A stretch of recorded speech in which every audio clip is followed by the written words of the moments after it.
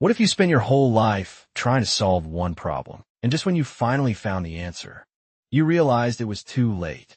Our hero Shin Sang-hyun possessed a rare artifact devouring skill, but he never truly understood how to use it. It took him nearly 30 years of his career to figure out how to actually eat an artifact, and by then he was already 55, far behind his peers, but fate showed him mercy, granting him a chance to go back 30 years in time. Now, with the body of a 25-year-old and the knowledge of the future, Shin Sang-hyun holds immense potential to walk the path of strength and become a high-level ranker. The story begins when our hero, Shin Sang-hyun, finally clears the dungeon. Ancient Dragon Nest Shin is completely spent after all the effort, frustrated that he still has to work so hard, even though he is almost 60.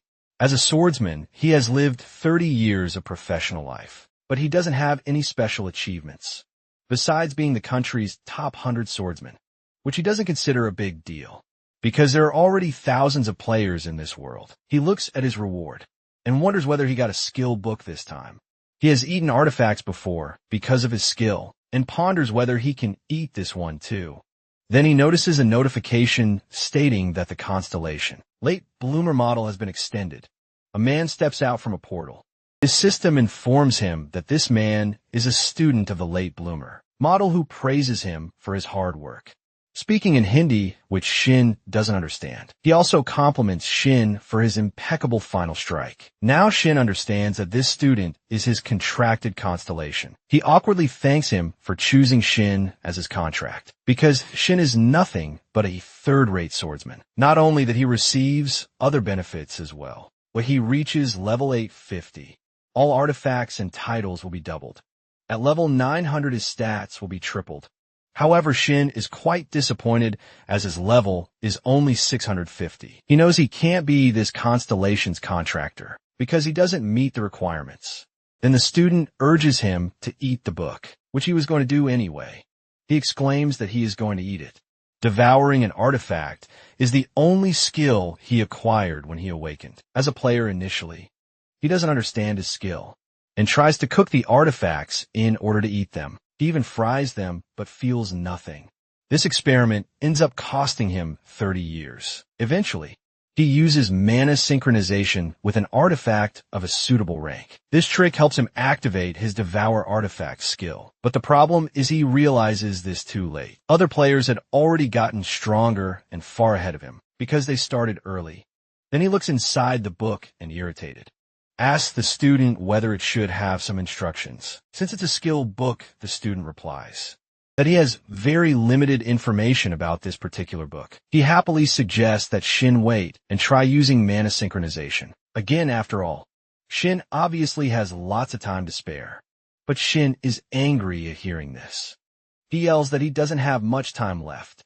He's already almost 60 if he had a child at 30. That child will be turning 30 now or even earlier. He might have grandchildren at that. The student apologizes for his words, but Shin tries to shake it off. The Late Bloomer model student isn't wrong. It's just that Shin's life is full of regret. He then remembers a person from his youth, whom he admired and wanted to be like. Then he states with a tired sigh that it's too late to fulfill this dream. Because he's too old, he wishes he were a little younger. At that, the student's expression turns meaningful. He realizes that he's going to retire anyway. He asks the constellation to go to another player, as he's going to cancel their contract. But when he turns, the constellation is already ready with active magic. Though Shin doesn't understand what's happening. This is his last scene, as it's the final memory of his 50-year-old self. His system informs him that the Late Bloomer model student has used the essence he had been experimenting with. With that, regression begins. The scene shifts to the player, G reporter Park Young-min, asking whether dungeons and gates are essentially the best playgrounds that help train players. Hyunjong Corporation CEO Han Hyunjong answers that in this way. Dungeons can become stepping stones for players, but gates are literally the entrances to other dimensions that help them witness the unknown. With these two regions, players can learn and thrive. The debate continues on TV while a very young version of Shin watches, while cleaning his dagger. He comments on how he has regressed. It's been a while since he last watched this series. Now he needs to grasp the situation. Even though it's already been 4 days since he awakened, 30 years in the past, he remembers that he had lost consciousness, and when he wake up, he was in his studio apartment back in the past. He doesn't understand how he's in his 25-year-old body, with all the memories of his previous life intact. He thinks hard, but as far as he can tell, the only reason for his regression is the doing of the constellation. With a smile, he reflects on his confused mind, but still plans to go out and work out. He looks at his dagger, which is a venomous dagger, a low-rank weapon. But the good thing is Shin already knows its hidden skill. It has an absorption rate of 10% for bronze artifacts, and 20% if he has used the artifact previously. He knows the absorption rate is low, but he also knows that the real value lies in its hidden skill. He has already initiated the absorption with mana synchronization. His system informs him that he is entering the gap of consciousness. The gap of consciousness is basically the space that helps him devour an artifact. As usual, Shin feels quite nervous coming here, because it's like a surprise menu waiting for him. The next moment, he sees a whole chicken cooking in a pan. Finally, the pan is placed in front of him, while his system informs him that the preparation to absorb the dagger has been completed. He looks at the rotisserie barbecue chicken drizzled with olive oil. He's glad to see a normal dish in front of him, instead of something weird to represent the dagger. With that, he starts eating the chicken, thinking that he could always devour artifacts if they're served like this. With that, the absorption begins. He permanently acquires 2 points of agility. Not only that, he also acquires the skill Demon's Bash. Then his system informs him that after the absorption of the artifact, it will disappear permanently. With that, he's back at his home. He regrets a little about the dagger being gone, but consoles himself that he wasn't going to use it anyway. The important thing is that he got the skill he wanted. Now, I should go meanwhile. At Dungeon 85 in Team Yun Squad, someone approaches the team leader. Yun asks the reason for the Porter Group leader's visit. Porter leader explains that one of his team members has left the job. He was a newcomer named Shin, our hero at that. Yun consoles him while saying that he shouldn't worry about Shin, because he's going to join the players. The Porter team leader is quite baffled to hear the news. Yun himself has approved this, and even asks whether the Porter leader has any problem with it. The Porter leader explains that Shin has just recently awakened and hasn't even completed the player academy. It has never happened before. That Yin added someone like Shin to his team. Besides, there's a risk of imbalance in his own team due to issues in work distribution. So Yin firmly calls the team leader and asks whether he hasn't taken care of everything, including his team and the contribution system. His response shocks the Porter leader, who apologizes. When he walks away, Yun's subordinate praises him for shutting down the Porter leader, but also expresses curiosity, as it's unusual for Yun to accept someone like Shin into his team. Yun laughs at that and explains that he can use Shin as a sacrifice. If anyone needs to die, Shin will die. That'll also shut the Porter's mouths. Besides, he believes that, as a level 1 player, Shin won't be able to continue anyway. His subordinate understands him. At that moment, Shin greets them and introduces himself. The Porters glare at him with hateful eyes. Shin is very nervous under everyone's stares, but he thinks that they could at least bother to hide their expressions. Then Yin greets him back with a quip, saying that he thought Shin is going to be late on his very first day as a player. He then notices that Shin has a great sword as his weapon. Shin sheepishly answers that he studied a lot of videos on long sword techniques. Yun reminds him that the long sword is the hardest kind of sword to wield. Shin replies that he's confident he can at least protect himself, so Yun should trust him. Then Yun enthusiastically puts his arm around Shin's shoulder, expressing that Shin has spirit just like him. He then exclaims and orders his team to start the dungeon raid. With that, they enter the dungeon, while Yin instructs Shin to stand by at the entrance. Once he enters, everyone discusses how many monsters they're going to kill. However, Yin keeps his eyes on Shin with a thoughtful expression. He scorns the fact that Shin studied sword fighting through YouTube. He thinks Shin has become arrogant just because of his awakening and getting player rank. He assumes Shin has a death wish, but either way, it still fits into his plan, because this orc dungeon is famous for being the Wailing Wall. For newbies, Yun grins evilly, thinking Shin is going to realize his place very soon. But later his grin twists into a grimace of shock the moment he finds the corpses of numerous orcs killed by Shin, forcing him to question Shin's real identity. Orcs are fictional creatures often seen in fantasy universes. Most of the time, people assume them to be weak compared to mighty beings like dragons. In this regard, orcs are seen as chaotic, stupid, and inferior. This is precisely why new players often underestimate them and rush in, thinking they can easily defeat them. One such player now charges at an orc casually, assuming that an orc's fighting style is simple. But in the next instant, the ORC grabs the player, standing an average of 250 centimeters tall and weighing 180 kilos. This physical disparity is their main advantage, giving them the upper hand over humans. It's for this reason that orcs have earned the nickname. The Wall of Lament, now Yun is seen leading his team inside the dungeon. One of the senior players reminds Shin that he won't receive any special treatment, just because he's new the porter leader meanwhile. Hold a grudge against Shin for becoming a player immediately after awakening. Shin simply smiles and assures them that he'll do his best, earning only a scoff from a senior. Then Shin pauses for a moment and asks whether he can fight on the front lines. If he's on his own, which momentarily baffles the senior. Before he can answer, he spots an orc behind them. Shin is visibly excited for his first battle and prepares to engage. But in the next moment, the senior player shoves the orc away with his shield. He curses Shin for trying to use a sword, when his movements are that slow. The senior snaps that he doesn't need Shin's help. He just needs him to prove his skills. While listening to the rant, Shin calmly coaxes him to look ahead. Cursing again, the senior attempts to attack the orc, but his eyes widen in shock as the orc begins to overpower him. Yin intervenes just in time and somehow pushes the orc back. Furious, he shouts at Shin and the rest of his companions that they're not on a picnic.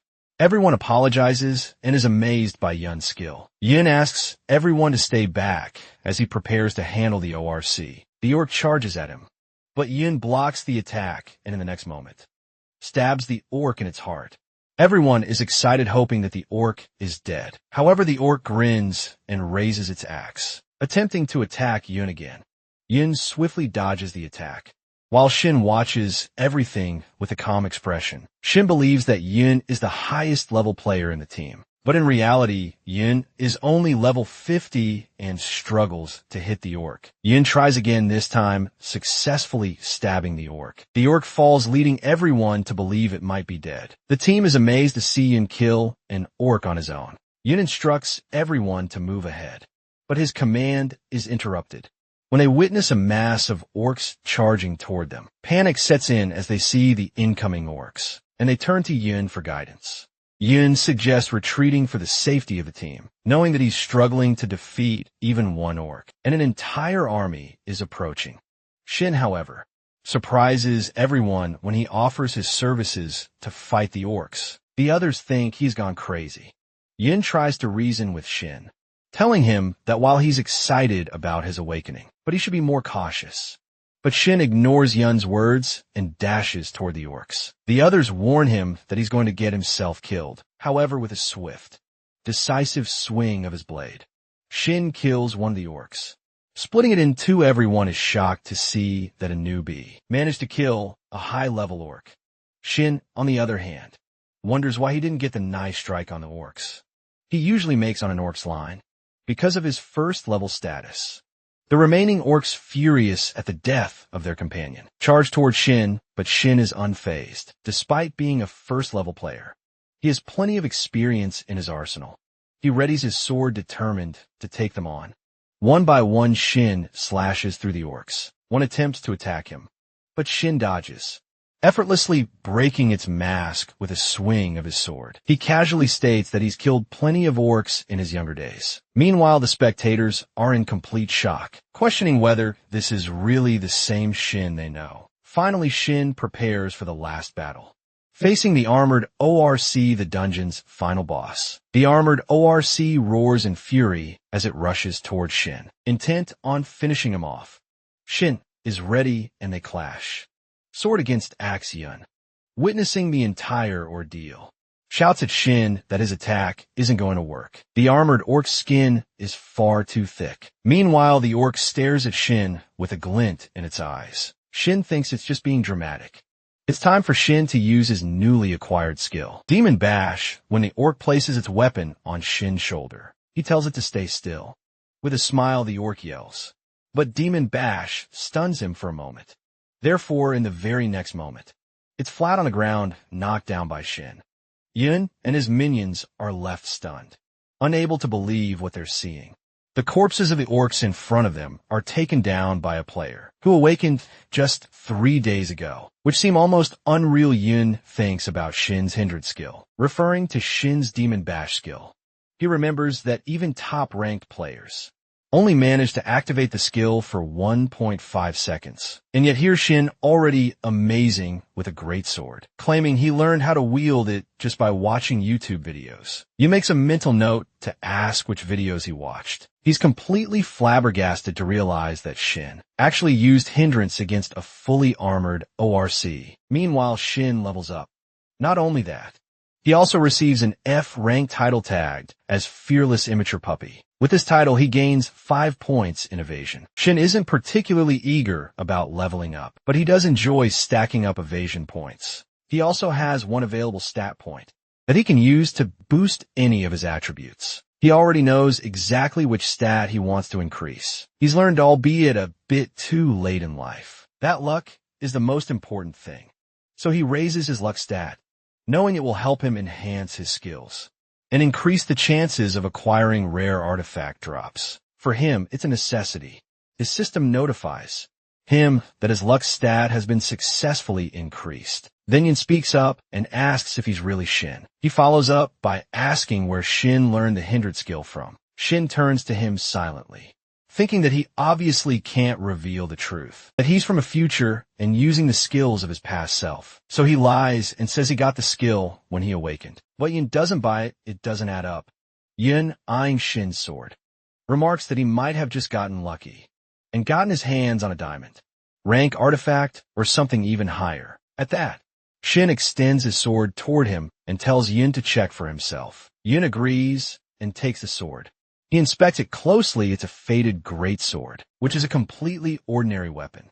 Yin exclaims in disbelief that the sword is just another run-of-the-mill piece, and Shin really does possess that kind of skill. He mutters a curse under his breath, frustrated that even after 2 years of experience as a player and reaching level 50, he still hasn't acquired a skill like hindrance. And now to top it off, he'll have to share his pay with Shin. His thoughts are interrupted by one of his team members, who informs him that the middle boss has awakened. With a grumpy expression, he orders his team to move out. Then he turns to Shin, thanks him begrudgingly for taking care of the minions, but warns him not to overstep again, because he won't be able to win against the demon orc. They're about to face at that. Shin smirks, suddenly remembering the real reason he joined this party. After returning back in time, he then addresses Yun and challenges him, asking if he's scared.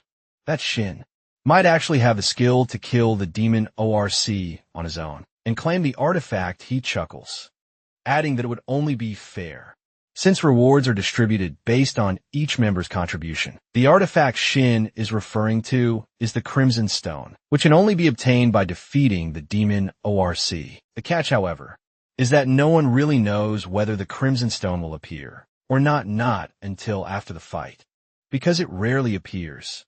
But Shin knows with certainty that this particular demon orc will drop the Crimson Stone. In his past life, his team had failed to defeat the demon orc. Another team managed to kill it instead and walked away with the Crimson Stone. Back then, Shin sat with a defeated expression, watching the other team cheer and congratulate their leader for acquiring the Crimson Stone, an artifact capable of fetching an enormous price. But what caught Shin's attention even more was the unique ability. The artifact held a delay skill. That was the moment Shin became obsessed. Now, in the present, the delay skill is exactly what he desperately wants. Then he asked the team leader if the reward is given according to the contribution of the team members, then there shouldn't be any issue. If he defeats the demon orc by himself, Yin stays silent for a moment. Shin, however, desperately wants the delay skill. even though he knows he'll gain a bad reputation for being arrogant. As a beginner, he knows they won't take him seriously. And that's exactly what happens. When one of the team members asks if he's gone mad, just after defeating a bunch of orcs, he's already thinking of himself as a big shot. He tries to calm them down, but they're interrupted by Yun's voice, who tells Shin to do as he wishes. The players are shocked by Yun's decision, but Yun adds a condition. Shin can enter the dungeon and kill the demon ORC, but only if Yun fails to kill it first. Shin's face lights up at the condition. He tells them he'll step out of the battle. Yun tells him again to do as he wishes, moving ahead with his minions following behind on his way. He thinks of Shin as nothing more than an arrogant fool who believes he's a big deal just because he got a great skill. As he opens the door, Yun is determined to clear the dungeon and shut Shin's mouth. He wants to prove that experience is superior to skill. He opens the door and his system notifies him that he has entered the room of the middle boss. There stands a formidable middle boss named the bloodthirsty demon orc. Yun orders everyone to prepare for battle. While looking at the boss, he recalls the information he received, claiming that this boss is easier to defeat. He instructs his team to form a circle around the boss and attack from the rear. He scoffs at Shin's wish to defeat the demon orc solo, determined not to give Shin any chance. He rushes toward the boss, exclaiming that he's taking the lead. Moments later, he's thrown to the ground, his head injured and bleeding. Yun gets up dazed, wondering what exactly just happened. Shin, watching from a distance, thinks he had assumed they'd retreat, but instead, they foolishly charged at the demon ORC head-on. He remembers that the defeat last time happened for the exact same reason. Yun's team members look to him, asking what they should do next. One of them reminds him they'll die if they continue like this. While looking at the orc, Yun recalls the previous one, which had also been unexpectedly strong. He regrets relying on false information from the market. He then turns to his team and orders them to retreat for now. When they see the smiling face of our boy, they get quite irritated. One of them asks, "What's the deal with him?" However, Yun insists they retreat, pointing out that due to the demon ORC's low vision, they can escape from its flank. Everyone feels grateful for the order. Yun then turns to Shin and warns him not to blame him if he dies, with his sword in hand.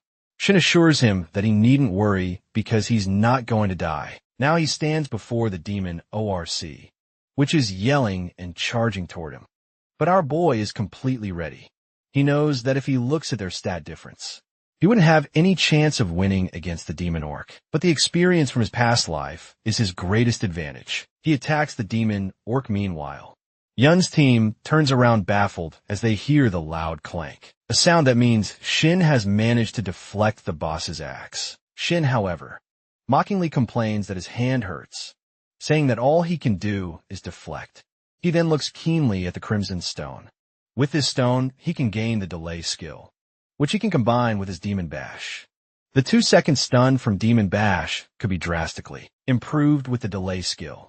Not only that, he's sure his main skill, Devour Artifact, can help him combine different skills. This is why he gets the idea to combine his Demon Bash with a skill that can increase the stun effect, potentially allowing him to achieve an infinite stun while fighting. He realizes that the delay skill is key to making this possible. He then challenges the demon ORC to come at him. The boss angrily tries to strike, but Shin is pleased with his progress. This part of his plan is working.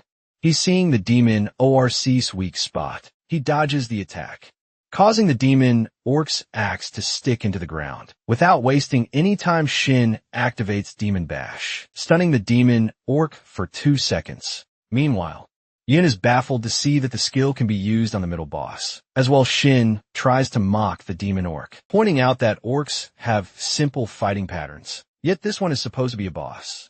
But he's stunned when in the next moment, the demon orc breaks free from the stun and tries to attack him. It's a close call, but Shin manages to block the strike with his sword. He then remembers that the demon orc has a regeneration ability, which can counter his Demon Bash and lift the stun. Now Shin needs to wait 15 seconds to use Demon Bash again. This is exactly why he needs the delay skill.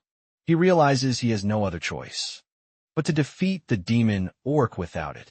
With that, he charges forward with his sword, facing the demon orc head-on.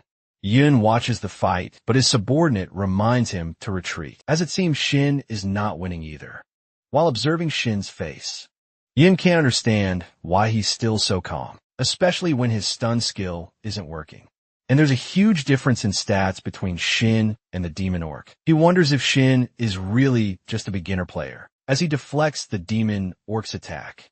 Yun reflects on how he's experienced a similar situation in his past life. If he's too weak against an enemy, he needs to focus on one point, rather than thinking about cutting down the whole enemy at once. Now Shin needs to use the Orc's strength to his advantage, to make a way for himself.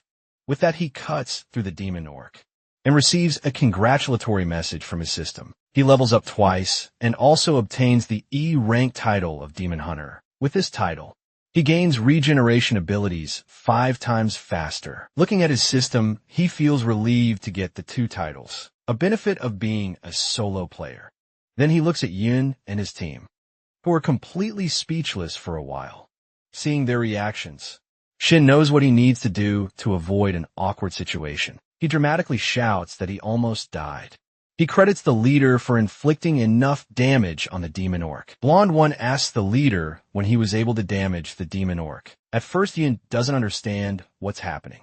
Shin knows that Yin isn't stupid enough not to grab the chance to preserve his honor. In front of his team, while looking at the Crimson Stone, Yin understands that he needs to keep his promise. He turns to his team and exclaims that now they've defeated the middle boss. They need to prepare for the final boss. Everyone complies after a while. They ascend the stairs commenting that there's no way a newbie like Shin could defeat the boss on his own. One member wishes they had a stun skill as well, but another reminds them that it won't work on bosses. Once they're gone, Shin grins as he looks at the Crimson Stone. It's time to activate it. He examines the stats of the Crimson Stone, which is a silver artifact. It's a crystallization that strengthens tenacity and endurance. In order to devour Crimson Stone, our guy enters into the gap of unconsciousness, and the system serves him a dish by the master chef. That is bibimbap with meat jelly.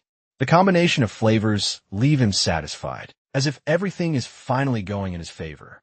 He is then notified that his body is ready to absorb the Crimson Stone. As he takes a bite, the process of absorption begins. Due to his silver rank, the base absorption rate stands at 20%. His strength and health stats increase by +2. And a special effect, known as delay, is added to his skill set. With this effect, he gains the ability to impose a delay on any skill he chooses. Although the new effect unsettles him slightly, he binds it to Demon Bash.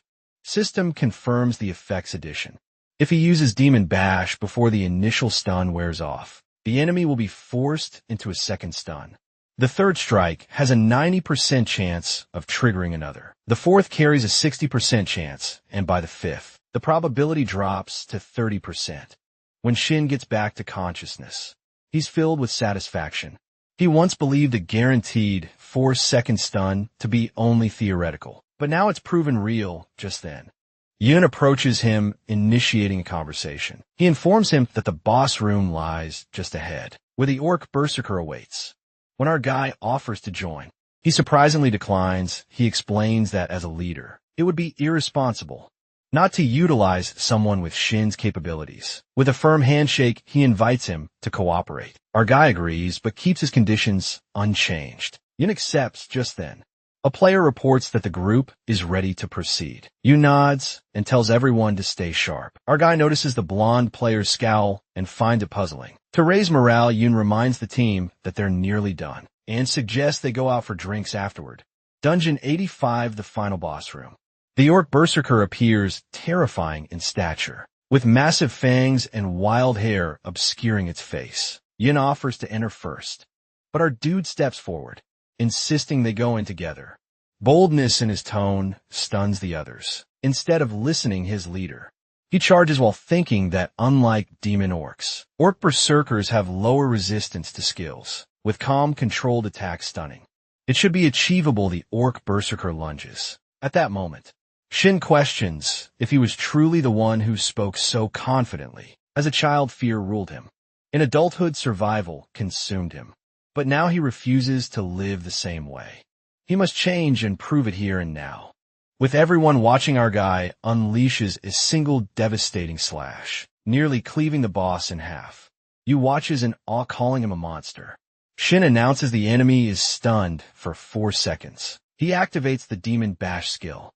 He tells the others to charge in and unleash everything they have. The Orc Berserker rides in agony as blows rain down on it finally. The Orc Berserker is defeated and Dungeon 85 is cleared. A player with a shield remarks on how easy the dungeon felt. Another credits the victory to the stun effect. In the back, the porters gossip among themselves, wondering if Shin already has a personal porter.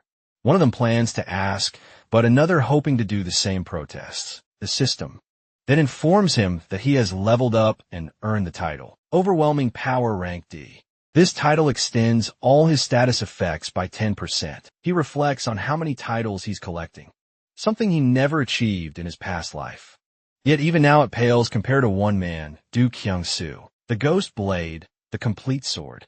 Korea's strongest swordsman just 2 years into the era of players. Du Kyung-soo surpassed level 500. In Shin's previous life, Du Kyung-soo was untouchable, but this time he intends to catch up, if not surpass him, fueled by determination.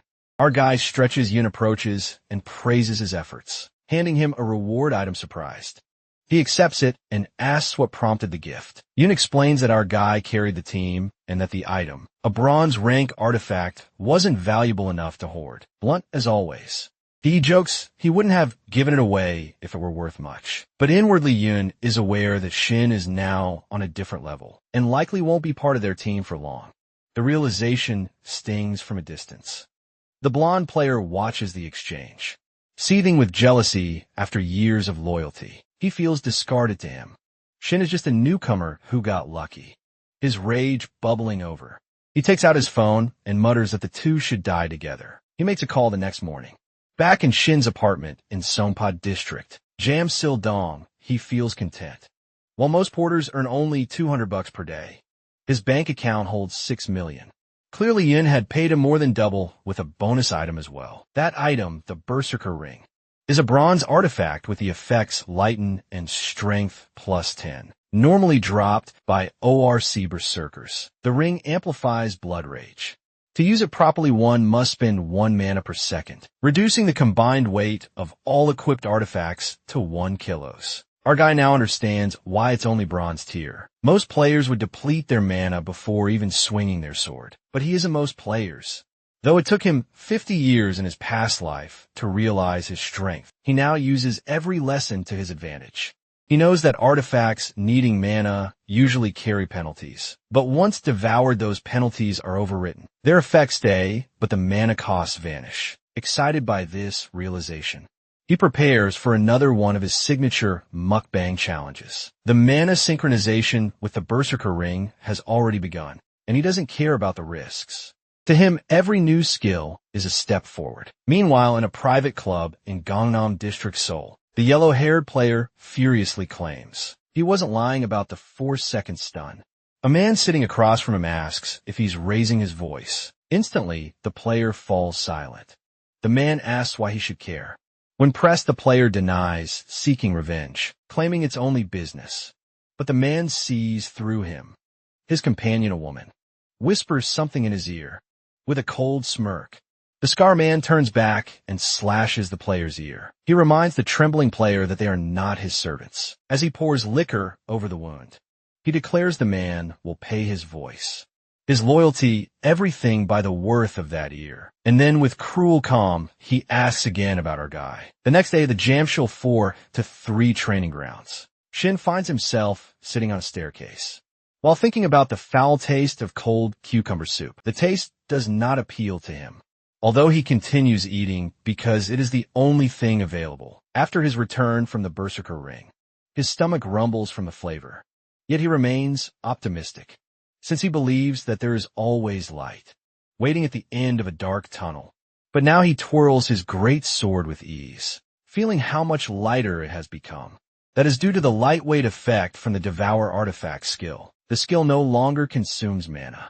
And although the penalty has had its overall effect, every artifact he carries now weighs only 100 grams. This passive advantage convinces him to stick with the great sword. For now, when he checks his player information, he sees that he is at level 7 and currently holds 3 titles. He has no constellation yet, but he does have an exclusive skill known as Devour Artifact, and he has already consumed 3 artifacts. His stats show that he has 324 HP and 32 MP, and his experience points stand at 307. He knows that gaining the attention of a constellation is essential for his growth, yet a player can only have one. Therefore, he must be cautious in choosing. Ideally, he wants one that aligns well with his best attribute, which is luck, however. He also understands that his current stats may not be enough to attract a constellation's interest. So for now, all he can do is train.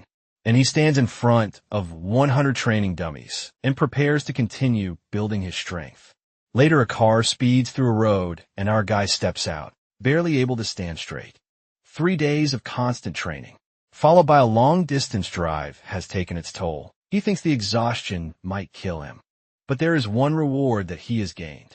A new passive skill called ambidextrous sword training. It increases his adaptability with all swords, except for daggers and one-handed long swords. And this makes it ideal for a swordsman like him. He soon arrives at dungeon number 101, which is a solo player exclusive dungeon. Normally, he would need to wait months just to enter such a place, but having a car allows him to reach it without delay. When he gets there, he notices something strange.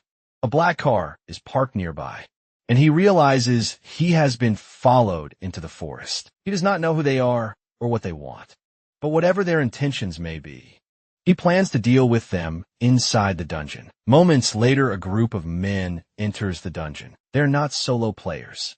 And when one of them, with a scarred eye, hears that this dungeon is meant for solo use only, he seems surprised. Our guy waits silently at the side, knowing very well that they have entered intentionally. He tells them it is his dungeon, but the men mock him and ask if he is an idiot. He warns them again, saying he will not report them if they leave immediately. Still, he knows they will not back off so easily. He observes them carefully and notes that they lack a healer and a mage. They have chosen to ignore sustainability, which is essential in clearing a dungeon, and instead rely only on swordsmen and an archer. He recognizes them as a group known for hunting other players. People call them the hyena pack.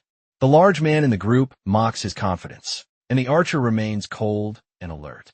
Shin remembers that they are eradicated by the players, association's constant surveillance. He looks at the archer and remembers that he is the most difficult to deal with. Our guy remarks that they should hurry up and start fighting. He tells them that if he needs to get rid of bodies, there is no better place than a dungeon. This provokes the group.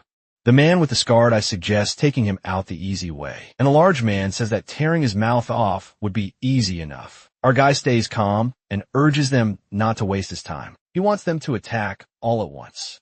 When they do, he reacts immediately to him. Dungeons are places where the rule of survival of the fittest truly applies. Monsters constantly try to kill him, and players seek artifacts with the same desperation. There are no rules inside a dungeon, and death comes easily. His past life taught him this lesson, and while unleashing his sword, he understands that killing here means surviving. With that in his mind, he charges at the group, and he brings down 2 members in a swift strike. He challenges remaining to come to him. The rest quickly retreat and try to find a better position, while the archer prepares to cover them. The archer cannot believe that our guy has already killed Sang-ho, who is level 100, while Shin has only recently awakened. Shin spins his sword and locks his eyes on the archer. The archer panics, fires arrows, and shouts that Shin is a monster. Shin cuts through the arrows and rushes forward. His great sword slams into the archer, who collapses in disbelief. The others think he left himself open by throwing the weapon, but Shin runs toward it as he reaches for the sword. The remaining 2 enemies charge at him, thinking they have an advantage. Just as they strike, a bright light blinds them.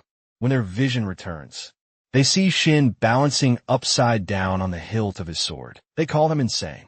He pulls the blade free and kills one of them immediately. The scarred man, Janny, uses his comrade's body as a shield, but makes no difference. Shin cuts them down without hesitation. As he watches the scene unfold, he concludes that these people are likely organ traffickers, who are chasing the power of mana stones through forced transplants. He realizes they do not operate on trust, but on greed. They are not here as a party. They are here for profit. Janny tells him that knowledge will not save him. Yet Shin remains composed and calmly replies that he was only curious. He activates a skill called Demon Bash, and Janny is stunned for 4.4 seconds. He cannot believe that the light wounds he received earlier now matter, and the skill punishes him through them. Shin tells him it is already over. Janny becomes increasingly confused. He has always been the predator, luring new players, earning their trust, and then killing them. Now he feels fear, and he realizes what it means to be hunted. Shin asks him if this is the first time he has ever felt fear. Blood soon soaks the ground. After the fight, Shin wipes the blade clean and tells himself not to grow used to moments like this. He thinks there is no way a constellation would choose him after what happened, but he insists it was all in self-defense. As he looks around, he notices the artifacts left behind and picks them up, and he has obtained 8 artifacts by now, which are left by the team. He guesses that now all of them belong to him. G now finds himself at level 10. Wrapped in his coat, having already consumed 11 artifacts. His HP has risen to 400 and his MP stands at 50 with an EXP of 12. Every one of his stats has significantly improved, though he would have preferred to avoid such drastic circumstances. He admits that based on the outcome, it was ultimately worthwhile. He also feels relieved that consuming artifacts didn't lead to weight gain. Judging purely by his current stats, he estimates that he's now comparable in strength to players. At level 50, he marvels at how quickly he has progressed, describing his growth rate as unreal. From his pocket, he retrieves a ring that is an item called the recovery ring. It instantly clears any abnormal status effects using 10 mana, though reusing it within a minute doubles the mana cost. He recalls that the large opponent who charged at him earlier had worn this exact ring. That encounter had caught him off guard, and he realizes now that relying solely on his stun attack back then could have ended badly. It's a mistake he vows not to repeat. The mana synchronization process linked to the ring initiates within Dungeon No. 1:00. One specifically on the internal access road. Goblins begin to emerge along that path. One of them suddenly senses movement, and it's Shin approaching quietly to earn the coveted Lucky Day title. The condition is brutal: eliminate 500 monsters with his eyes closed. The goblins seem puzzled by his behavior, but one suddenly notices his gleaming sword and begins to drool with anticipation. Shin, now more alert than ever, is surprised by how clearly he can sense his surroundings. He's tuned into the faint airflow and every subtle noise around him, staying completely focused. He reminds himself that he's got this, looking more composed and alert. Can even hear the water droplets echoing around him. More sounds follow, and he prepares for combat. A goblin charges, but with a single precise slash. Our guy cuts it down effortlessly. Blood splashes across the area. Though shocked at first, he admits the thrill of battle feels satisfying. Another strike is incoming, and he senses it just in time and deflects it. He even manages to catch an arrow midair, leaving the archer goblin stunned.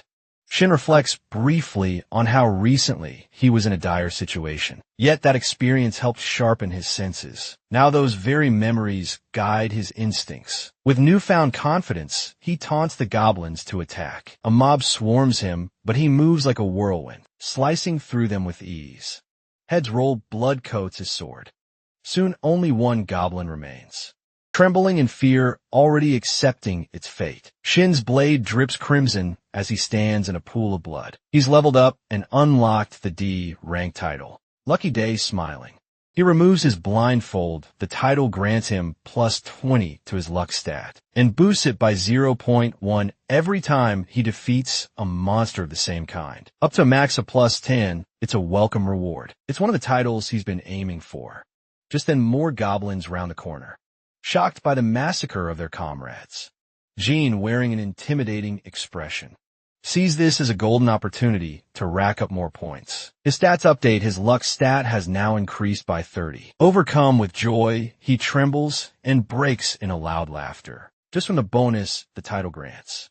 He muses that the value of this stat boost could easily be in the hundreds of millions, and maybe even a billion, but then a red light flashes behind him. His face hardens. This event has arrived sooner than expected. The system informs him that 3 constellations have descended. One, known as the Cleaner of a Fallen Dimension, inquires if he's interested in spreading misfortune to others. Another, the Pilgrim of Grand Space, is fascinated by our guy's mysterious aura and requests an audience. And finally, the Goddess of Luck smiles warmly as she extends her hand toward him. Shin mentally notes how sudden their appearance was. With a grin, he wonders aloud what the constellations thought of the little show he just performed. Unexpectedly, the Goddess of Luck begins to step toward him. Our dude, looking at 3 constellations, begins to question whether he's grown too confident, though he hasn't encountered such circumstances in his previous life. He thinks that perhaps he should trust himself more. Something about the situation suggests that he's no longer the same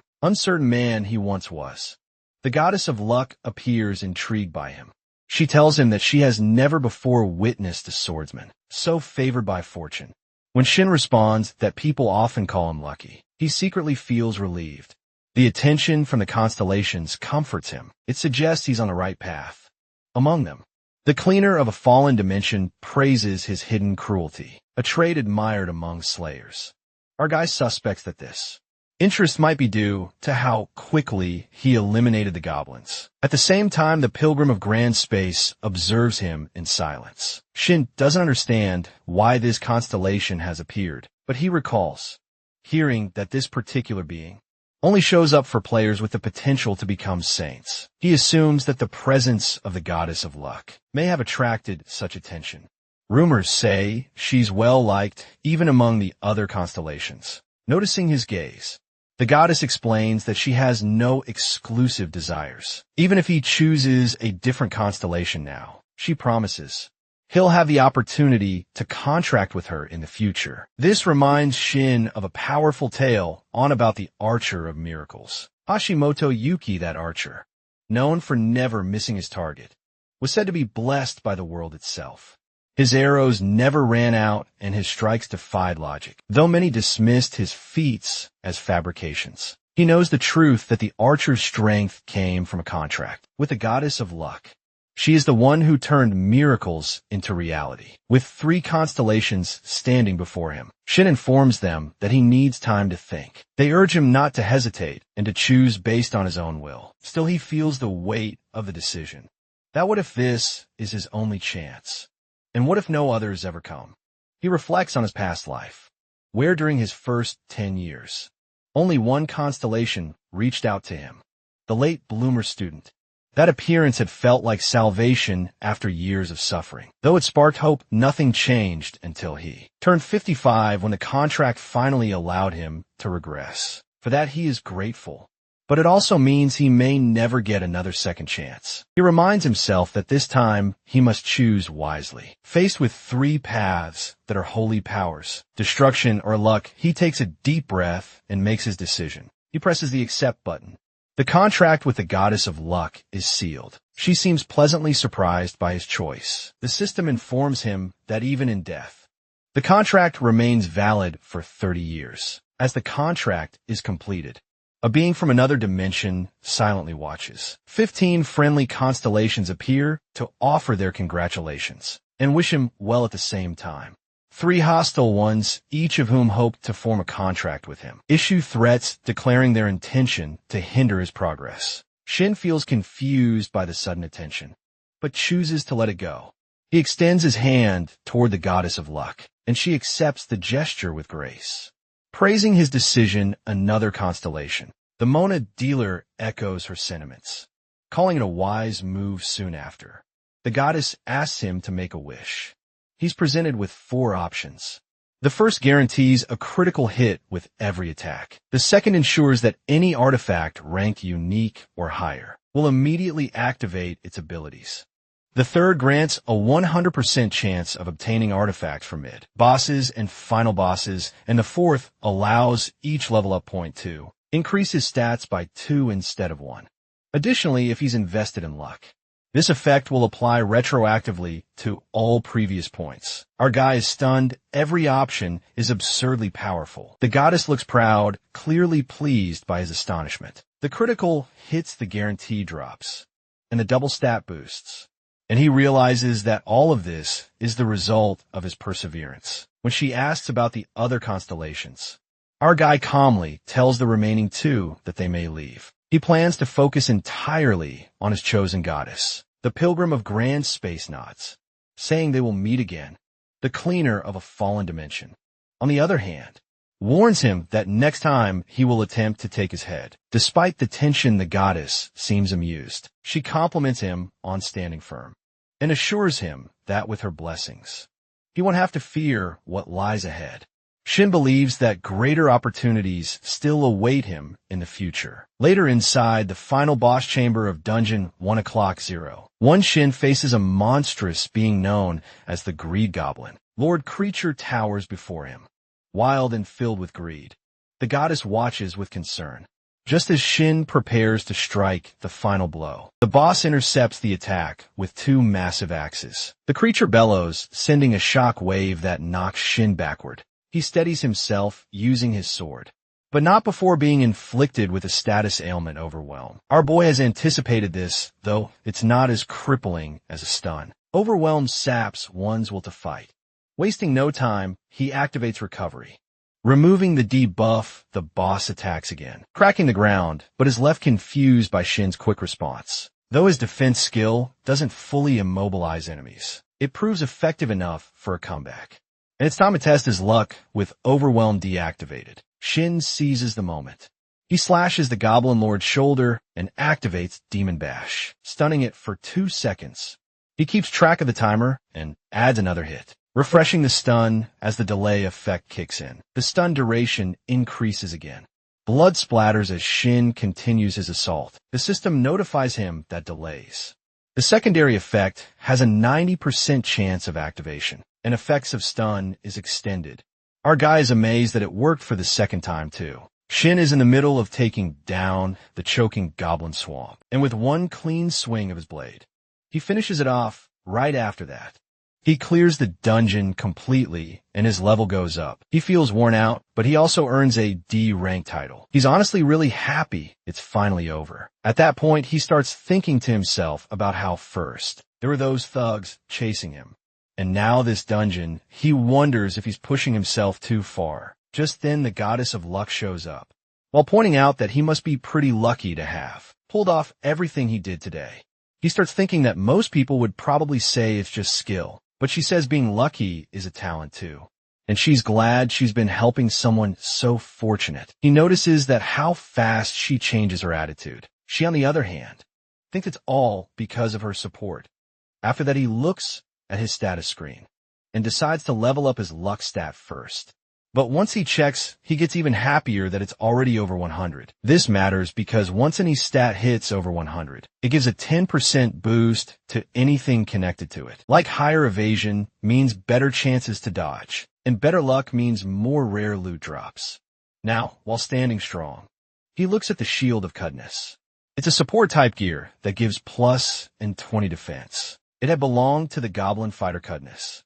He figures it doesn't really matter, since he's already guaranteed to get the drop, thanks to the goddess. And he starts wondering that if he keeps raising his luck stat, will that make the loot he finds even better in quality? So he walks over and picks up the shield. Right after his mana starts syncing with it, suddenly the goddess of luck steps up and grabs onto him. He can't help but think that at the very least, she might turn out to be even more annoying than a late blooming model student at the quest zone, near Jam Cell Station. A woman stands at the gate while Shin talks with her. He gets what she's trying to say, but he's got his own thoughts running through his head. She apologizes and asks him to think twice about his plan. She explains that she's seen too many dead bodies today, but Shin's already feeling frustrated. Sweat rolls down his face as he tells himself that he can't back down. Now, just 2 hours earlier, he was driving down the Hanam Expressway, while feeling uneasy because of the shield he had picked up, one that belonged to a goblin. He's just glad he only ate some rice and kimchi in order to absorb the shield before heading out. As he drives, He notices the warning lights on the dashboard start flashing. He's caught off guard and starts wondering if he needs to buy a new car. Then his thoughts drift to more than just the car. He knows he also needs to move soon. Sitting at an awkward level in the rankings makes him more likely to run into crime. Living in fear isn't something he wants anymore. It'd be way better for him to stay in a player-only city, where there's always watchful eyes and easy access to any artifact he might need. Figures it's time to look in his second-hand gear too.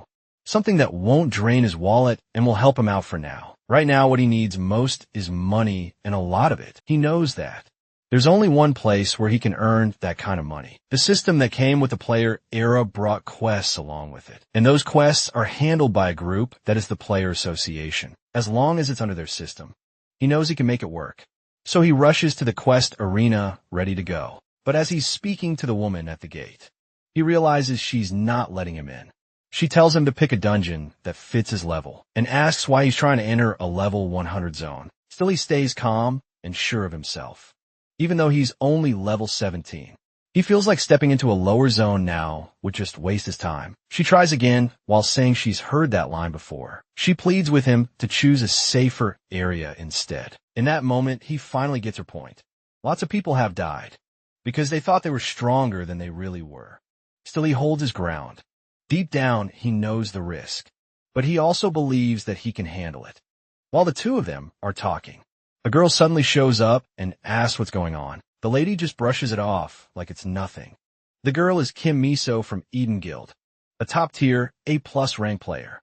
Shin looks at her and quickly figures out who she is. Kim Miso, the sniper, known as the marksman of devastation. He remembers. She's the first player to hit level 100 and earn the marksman title, even though her combat skills are amazing. What really makes her stand out is her background. She's the daughter of Kim Yun SEO, the president of Shin Sung Biotechnics. Now Shin starts wondering if she's also Shin Terry, the shadow assassin with a famous title, or even related to Cho Jin Ho, one of the top sword players in the nation. He thinks whether all of them are part of the same guild. Then it clicks that she's the heir of the biggest shareholder company behind, Eden Guild basically. She's been living the player life on the highest level since day one. She then walks up and greets him. She says she hasn't seen him before and asks why he's aiming for a level 100 quest. He simply tells her he needs money. The people standing nearby are stunned, while thinking she's the one who started the conversation, and they wonder if Shin's out of his mind. They whisper that she's probably just being kind to a low-level newbie. Meanwhile, Shin hears every word they're saying. Then, Kim Miso mentions the quest is going to be tough for someone like him, but he already knows that. He understands how strong the phrase high risk, high return really is. He isn't acting bold because he dislikes her either. He remembers clearly how he got turned down when he asked to join her team before he turned back in time. Still, he doesn't hold a grudge. Then she tells him that solo players aren't allowed in that quest, so he can't join alone. That hits him hard. And he suddenly remembers. The rule about solo players not being allowed is still in place and won't be lifted for another 4 years. The lady beside them laughs out loud, and he just admits that he probably read the notice wrong. Right after that, Kim Miso surprises everyone by offering to let him join her. He's speechless, and people nearby start whispering again, while wondering if she's serious.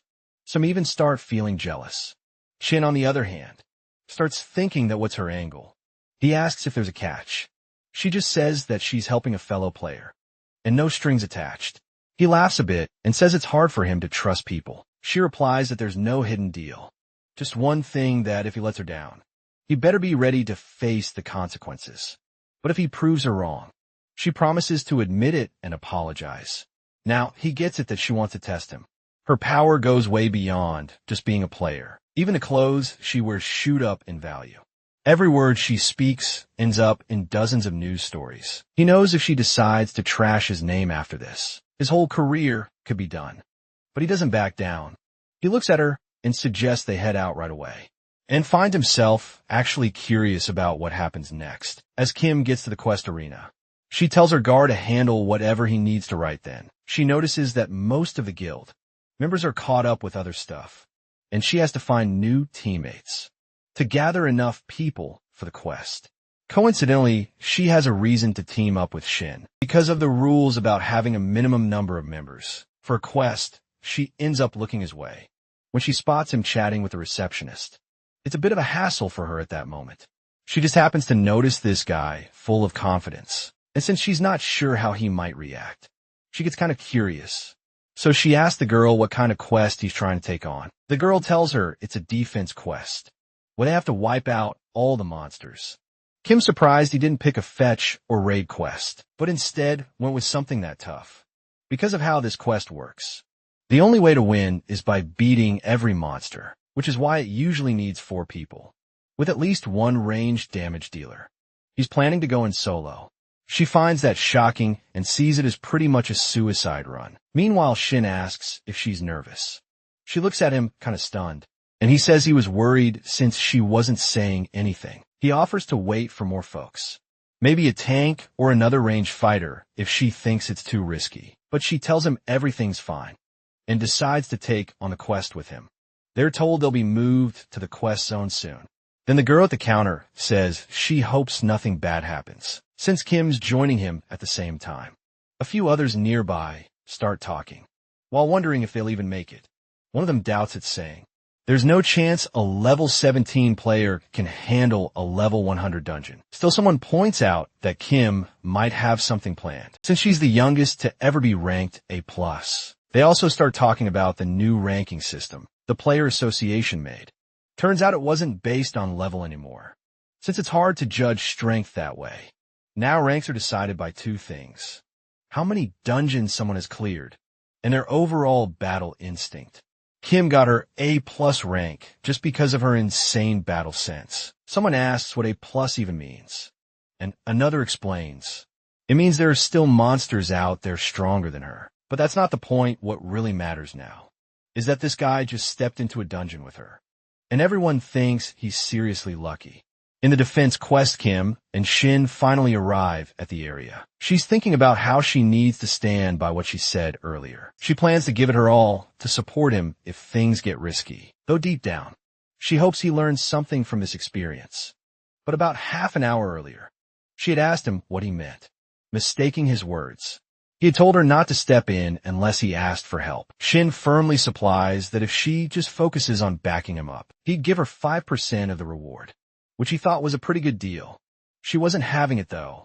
She told him she didn't agree to help because of his offer. From her view, there's no way he could pull it off alone. After all, there are at least 300 enemies. And even for her a level 100, it's a tough challenge. She seems nervous to see his reaction. But our guy keeps his cool and tells her to just watch. So she gives in, but adds a new condition: that she gets 1% more from the cut for every monster he misses. And if he loses more than 95 of them, he gets nothing suddenly. A monster shows up in front of him while growling loud. Their wolf's Shin's ready for it. He apologizes to the beast, then swings his sword hard and fast. He says that he's going to take them all down himself. The wolves charge at him with speed, but he doesn't back down. Kim watches as he lands a strong hit while knocking them down quick. The wolves crash to the ground, and he handles them like it's nothing. He even comments about their death sounds, which is kind of nice to his ears. At that moment, Kim starts thinking he might not be just another overconfident player. There's no mistakes in the way he fights. His form shows off his longer reach, and the way he moves reminds her of what Jinho, a warrior in her guild, always talked about. A perfect mix of offense and defense. What impresses her more is how clean and efficient he is. He doesn't waste energy and drops several enemies with one swing. Still, she knows he's got a long way to go. There's just too many of them.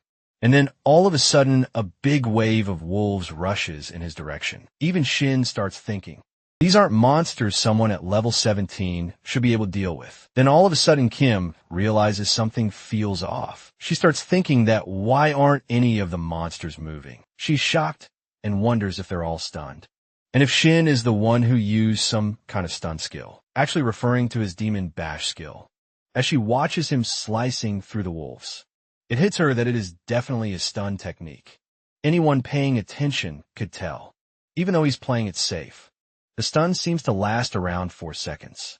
If that's true, he's got more than enough time and power to wipe out every last monster. She stares at him while trying to figure it out. That who even is this guy? Meanwhile, Shin keeps landing heavy blows while treating it like it's no big deal. He stays sharp, watches every movement the wolves make, and keeps knocking them to the ground. He actually looks like he's enjoying it. Then one wolf stands out, that is the black wolf. It lets out a loud growl, and when he sees it, he realizes that he's never fought it before. But for some reason it feels oddly familiar. Now the black wolf puts a stunning debuff effect on him. Shin starts thinking that.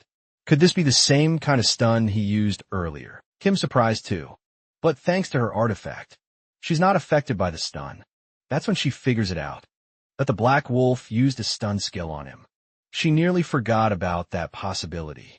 She was just about to doubt him. But now she figures. Maybe he has some kind of ability to trigger stun effects. Still, for someone his level to cancel out a stun like that, it's almost unheard of, but then somehow, his system informs him that his recovery skill kicks in, and the stun effect wears off. He's back on his feet and charges at the monster. Kim watches in disbelief. His sword stance is nearly perfect. The stun duration was longer than expected, and now it looks like he can cancel debuffs too, even though he's only level 17. The black wolf charges at him again while growling louder. This time, our dude doesn't flinch and he stands his ground totally calm. Kim's thoughts start to piece together. It actually makes sense now. He should have been frozen by the stun. But he's not. Suddenly the black wolf lunges again. For a second, there's a bit of panic. Then with one last powerful strike, Shin takes it down. The moment feels unreal, like he was the one stunned, but somehow still delivered the final blow.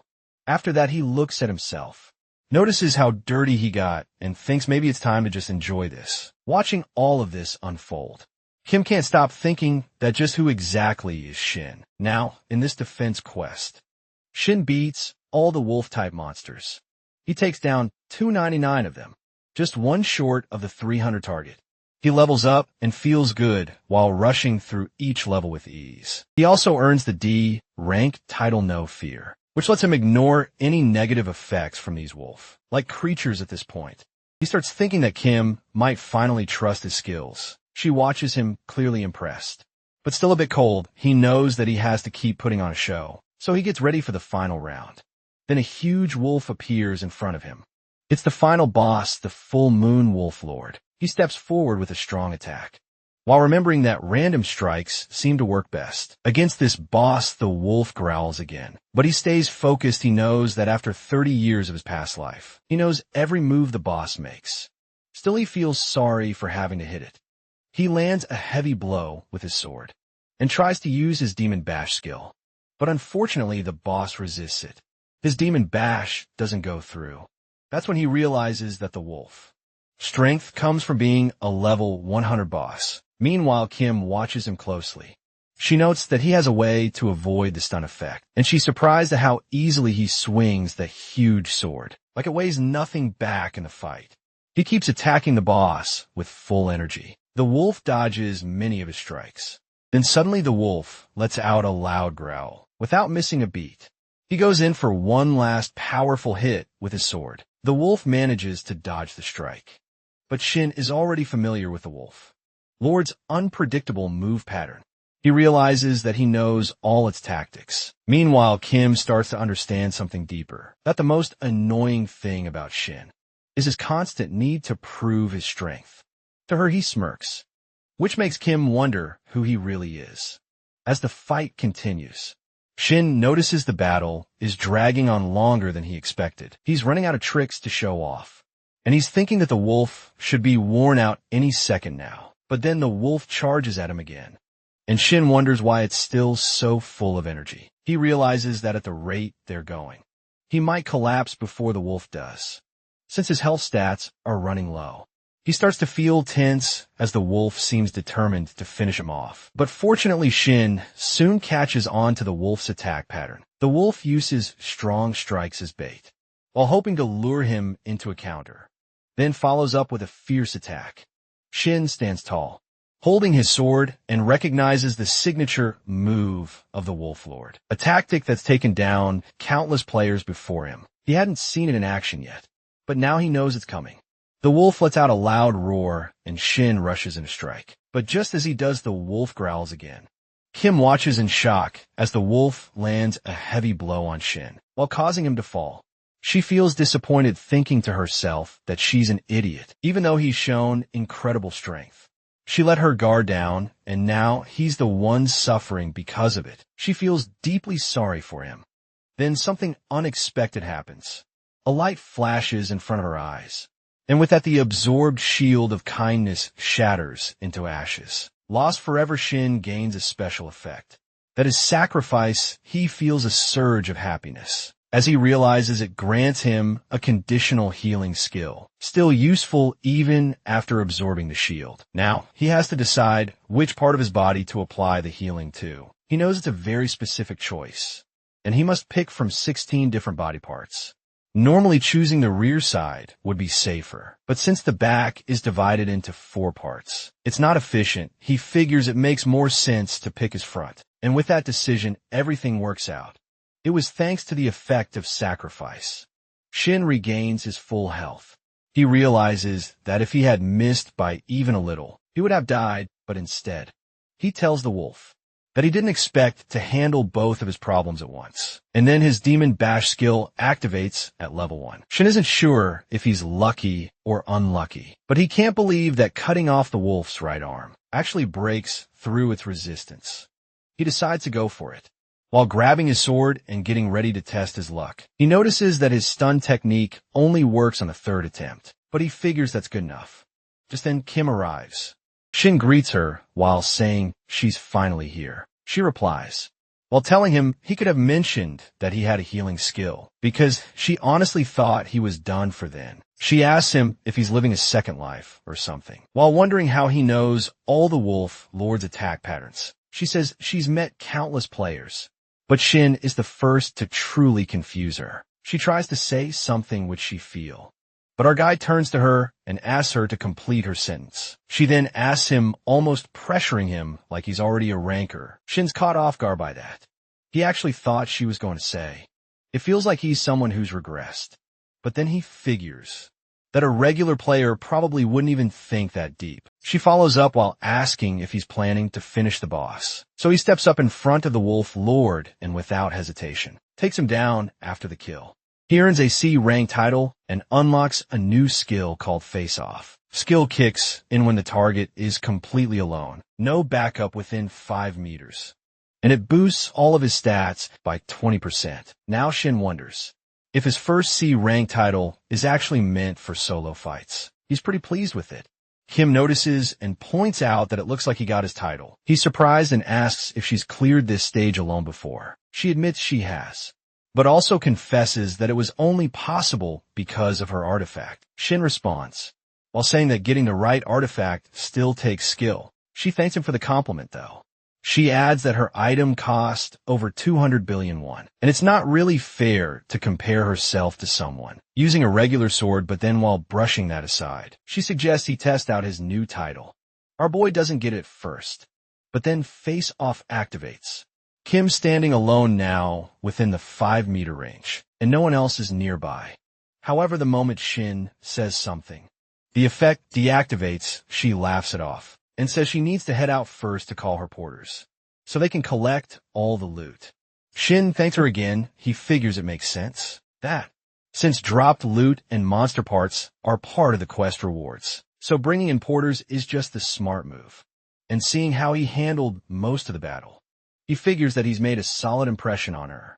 Before she leaves, she tells him one last thing, that she's giving up her 5% share of the quest reward. That stuns Shin. He tells her it doesn't feel fair, but she brushes it off, saying she'll be fine and doesn't want him to refuse. She believes they'll have more chances to work together and asks him to think of it as her investing in him. Our dude feels like he really can't let his guard down around her. Still, he decides to finally check out the long-awaited reward. That is the Blue Moonstone. The moment he sees it, he lights up. He's thrilled that he finally got his hands on a platinum rank artifact in his mind.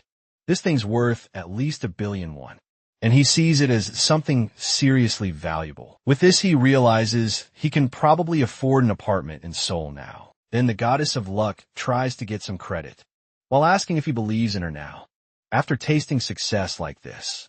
But he doesn't give in. He thinks it's his own luck that brought him here. Not hers just then. The one with the torn lips complains about how unfair his luck is. Soon after, Shin finds out that the player system has actually suggested kicking the goddess of luck out. She puts in a request to the constellations linked to the system, while asking them to vote. While the voting is going on, there's also a decision made that the one with ripped lips can no longer act as a constellation. Meanwhile, Shin turns his attention back to the artifact. Since it's platinum rank, he figures he'll be able to absorb about 40% of its stats. While he's staring at the blue moonstone, he notices its special effect, something called the lingering effect, which boosts health recovery and regeneration 5 times over, in short under a full moon. He's basically untouchable when it comes to fighting dogs. Then the mana sinking between him and the artifact kicks off. In the quest lobby, he now stands at full power as he steps forward. A crowd gathers in front of him, while murmuring about whether he's really Sang-yun, guy who cleared a level 100 dungeon solo. Some are skeptical, but others say there's no reason Kim would lie about it. Kim points out that no one in their right mind would let a level 17-player attempt a level 100 quest, and says she would have stopped him if she could. She adds that everyone gave it their all in that run. Then she nudges someone to take a better look at Sang-yun. That's when Shin remembers the worker. He feels a bit guilty about forgetting her, but just then someone calls out to him. A guy introduces himself as Yin Yohan, the recruitment team leader from the Guardian Guild.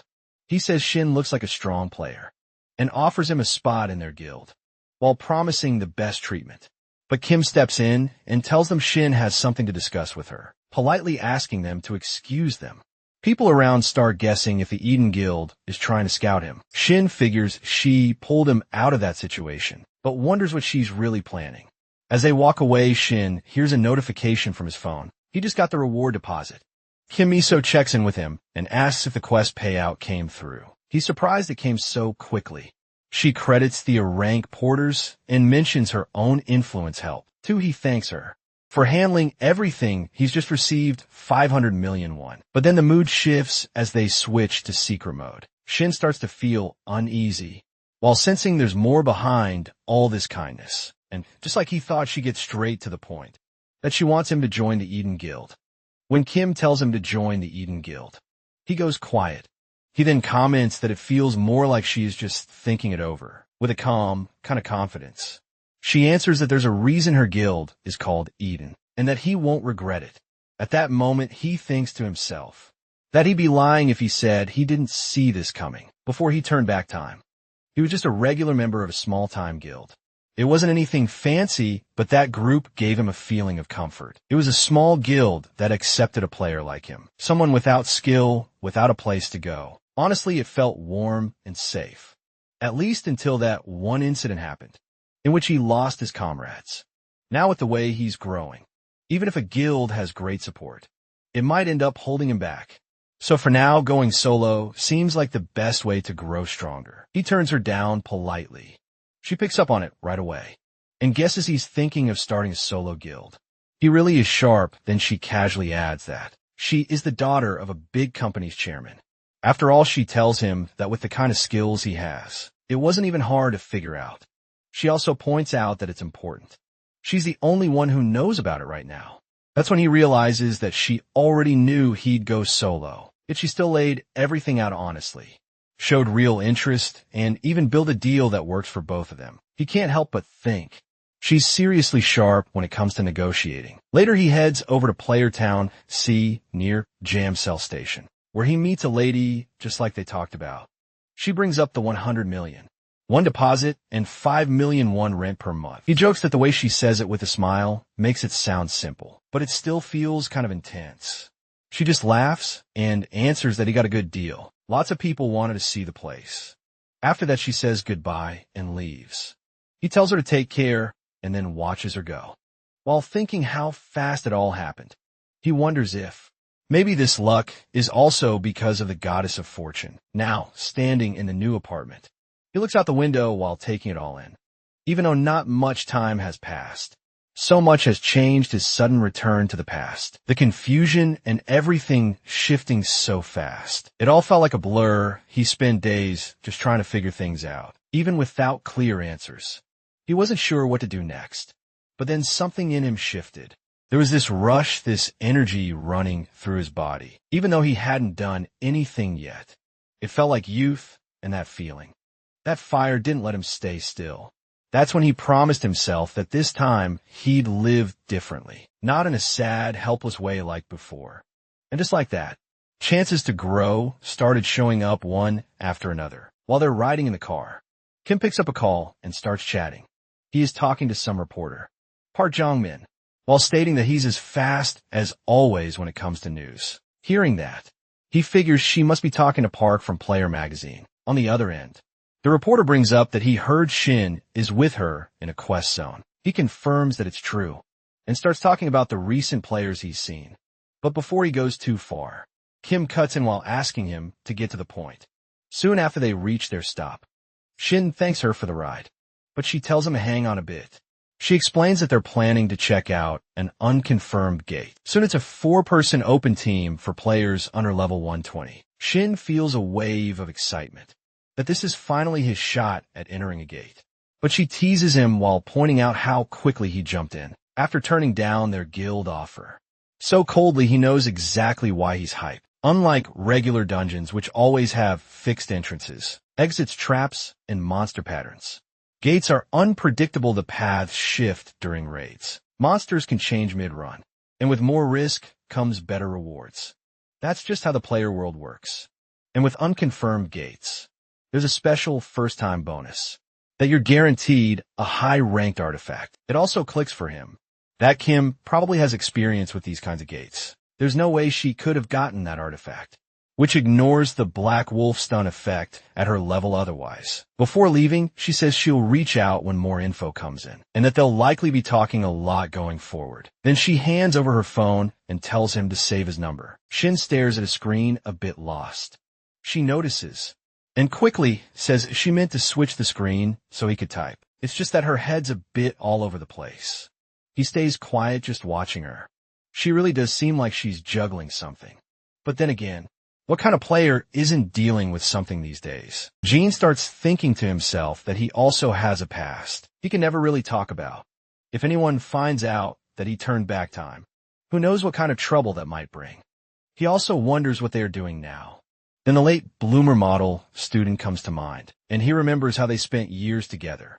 A part of him just wishes he could at least see their faces again. Meanwhile, over in the VIP room of the Eden Guild, Jo Jinho, who's a level 700 player, sits comfortably and tries to start a casual chat with Kim. He says it's been a while, and thought they could catch up over coffee or something, but notices she's glued to her phone while waiting for a message. She replies that she's texting Shin, that they're getting ready to dive into a gate together. That catches Joe off guard, and he asks if she's seriously into him. She brushes it off and says it's nothing like that. But Joe isn't convinced he remembers. Shin's the one who can keep a stun going even longer than him. And not only that, he even turned down Kim's guild offer. Kim just shrugs and tells him he should worry more about himself, because Shin's sword skills were seriously impressive. Joe lets out a laugh while finding it all a bit much. He jokes that no matter what, comparing that guy to him is kind of over the top. At Jam Cell Training Ground 4-3, Shin gets a call from Kim. He thanks her for calling. She asks if he's free to chat, since she wants to bring up the recent gate that popped up, finds it fast, but says he's got time. She lets him know there's some news about an unconfirmed gate close to Chuni Station, on line 7 around 500 meters northwest. She adds that all the areas up to the middle checkpoint have already been checked, and she's just sent him the info about the deeper zones. He tells her to hold on while he checks it out. She tells him to take his time while going over the details. He sees the gate info and thinks to himself how crazy it is that he's already getting a chance to use his new skill this soon. He tells her he saw everything and thanks her for the heads up. She says she just heard about it and will ring him again soon. Meanwhile, Yin stands nearby and seems annoyed. He can't believe Shin dragged him all the way out there, just while he himself attends the calls. Shin apologizes while calling him captain. Yin asks him not to call him anymore, and jokes that maybe he's famous now. But our guy tries to brush it off. while saying he's far from being a celebrity. Yin guesses from Shin's reaction that he hasn't checked his phone yet. When Shin asks what he's talking about, Yin tells him to see it for himself. He's on the front page of Player magazine. Shocked, Shin pulls out his phone. He didn't expect to end up in the spotlight, and wonders why they didn't tell him beforehand. Yin teases him while asking if everyone's already blowing up his phone. Shin says it's not that serious yet, and decides to focus on what's in front of him. He'll handle the magazine thing later. Then Yin hands over a bag while saying it's what Shin asked for. Shin thanks him, but Yin makes it clear that it's not a gift. It's not free. He supplies that those are just his old artifacts, and wonders why Shin wants them instead of buying new ones. Our guy replies with a smile that he's just into the history of things, or maybe he's trying to carry on Yun's legacy. Yin calls him out while asking if that's really his excuse. Still grinning, Shin says it's just some superstition he believes in. But deep down, he's actually thinking about how old and used artifacts usually absorb energy way better. Suddenly, a girl shows up while saying she's late because of parking trouble. She's there for the appraisal. Our boy doesn't recognize her, but Yin steps in and explains that she's the appraiser he brought in to make sure their trade goes fairly for both sides. He laughs as he states it. The girl finishes the artifact check, clearly tired from it. Then she tells them the appraisal's done. It looks like the trade is fair for both of them now. But just before closing the deal, Yin asks Shin to check out his sword skills. Shin nervously replies that he can't really help because he's not good enough to give advice yet. Yin cuts him off while telling him to stop being so humble. After all they've been through together, Yin knows Shin's way ahead of him now. He also responds that he's not too proud to take advice when it's needed. That makes Shin a bit uneasy, as he really didn't want to get pulled into something like this. Fear creeps in for a moment. Still, he thinks it would be rude to ignore someone who's just trying to improve. So he tells Yin to forget he's even there and just go all out. Yin likes that then. Our boy looks over at the appraiser and tells her she might want to step back. She agrees and moves behind him. Right after that, Yin swings his sword with a powerful strike. Shin is surprised because Yun's improved a lot since their last dungeon run. It's clear that he's been putting in the work. As Yin keeps showing his sword skills, our guy is impressed. His form is sharp, and there's real power behind each move. Yin explains that he's still got more to show. That's when Shin notices something and asks if there's a problem with Yun's left arm. Yin is clearly taken aback and asks how Shin figured that out. Our boy explains that whenever Yin strikes with his right hand, he opens up his left shoulder too fast. It feels like he's protecting it too much. If it's not that, then what? Is it? Yin admits Shin is right and explains that he got trauma when it comes to his left side. Most of his injuries during training and dungeon fights are from that side, even though he knows it's a weak point. He just can't fix it. Shin tells him that it can be fixed while leaving Yin stunned. He explains that trauma like that is easier to beat than people think. Instead of hiding your flaws, one has got to find strength in them, from your grip to your breathing. He admits that making changes will be tough at first, but it'll help in the long run. He suggests adding more pressure with one finger on the blade. Yin tries but responds that it's not that easy because it even hurts. Shin tells him to hang on a bit longer. Yin grinds his teeth, says it still hurts, but he can feel something improving.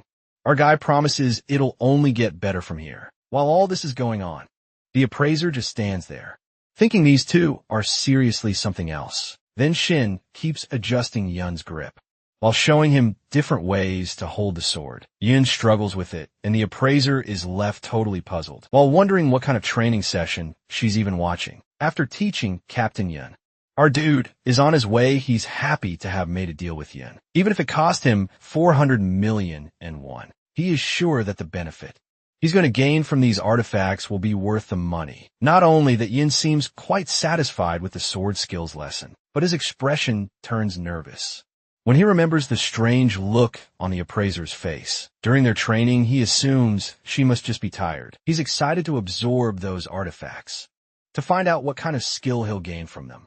On top of that, he can't wait for the next gate to appear, so he can use his skill as well. To kill time, he decides to call Kim. Suddenly his eyes widen, and he slams the brake pedal as he sees a person in front of his car. He immediately apologizes, clearly concerned about the person's well-being. The person was in his blind spot, so he didn't notice him. However, This person has a different agenda, as he claims he's been waiting for our boy. He looks down on Shin and threatens him to get out of the car. Shin has no idea what this guy wants. His companion scoffs, while saying that idiots like our boy always react the same way. This bulky man has another idea, as he activates his firepower while threatening Shin. If Shin doesn't get out of the car, he says he'll burn him along with it. Suddenly Shin remembers who these people are. They're streamer players Choi Young-cho and his lackey, Cho Sung-ho from the Utopia Guild. These are the kind of players who usually pick on newbies, or weaker players streaming their humiliation for views. Young chill stars in the videos while Cho handles the camera. Due to the extreme nature of their content, they've gathered a loyal following, who eagerly watches their cruel stunts. However, not too long ago, they crossed a line, committing a serious crime that led to life sentences in prison. Joe comments on how Shin isn't moving at all. On the other hand, our boy is actually relieved to realize that these guys are just pathetic bullies, exactly the kind he can deal with easily.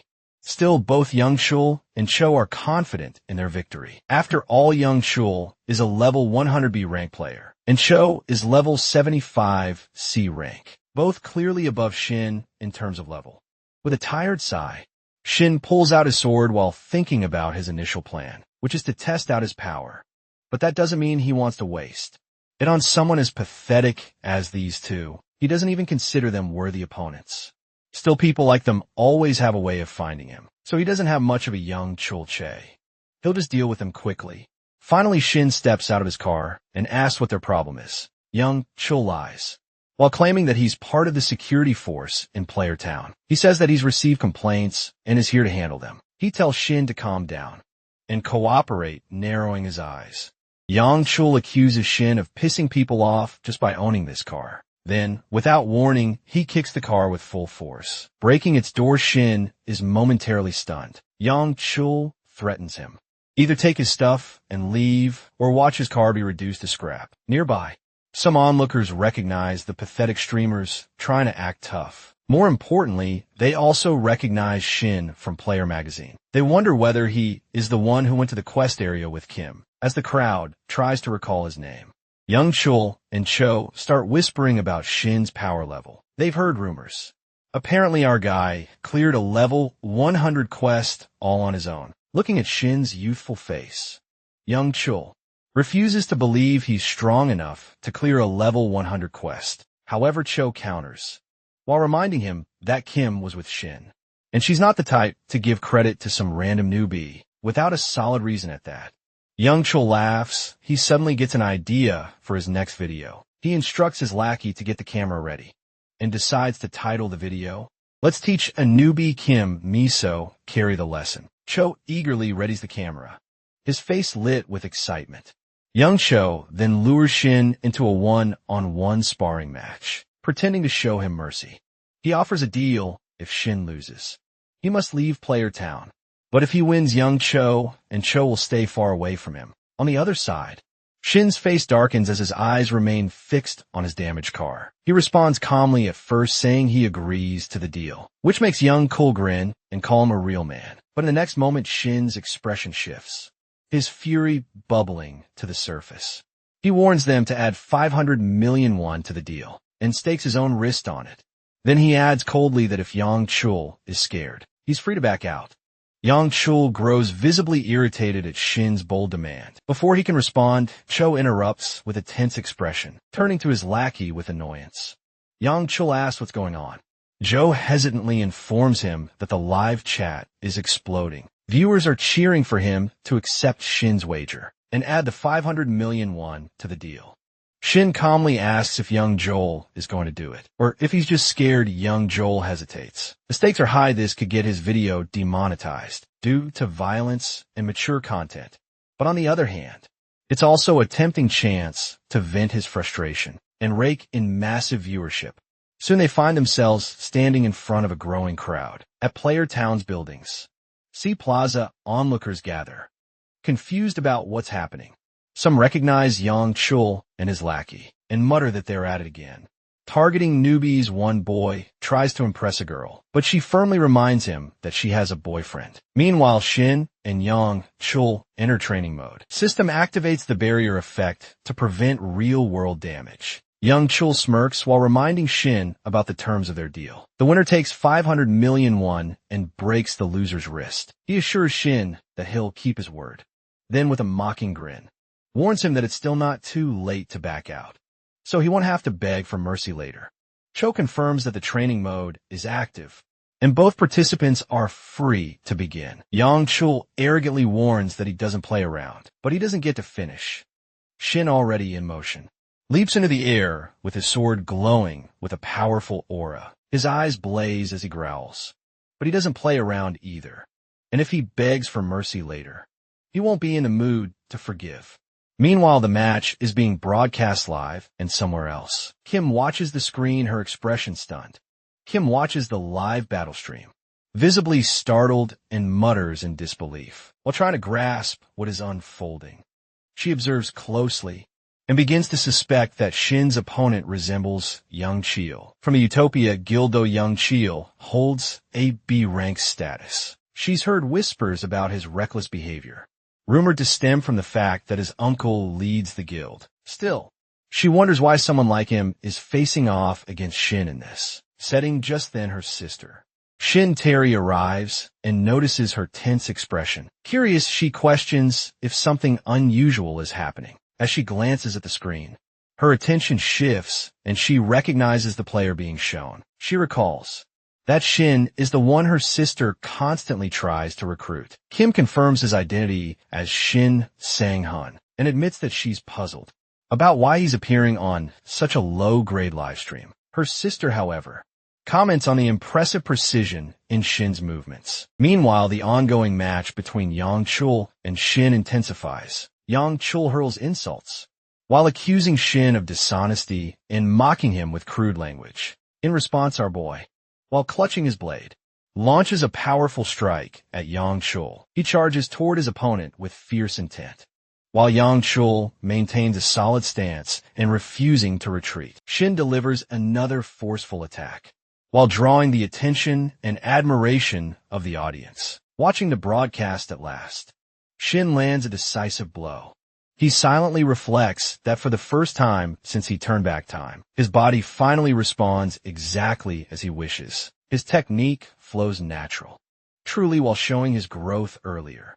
Around 3 hours before the confrontation, Shin thanks the appraiser for completing the deal swiftly. She responds humbly while noting that both parties contributed equally. Dekyung chuckles and proposes they go out for a drink, while saying he'll cover the cost, and they can choose any place they like. However, Shin politely declines while explaining he already has other plans. Dae-kyung reacts with irritation while misinterpreting Shin's refusal. He questions whether he might have asked for too much, and even offers to return part of the deal.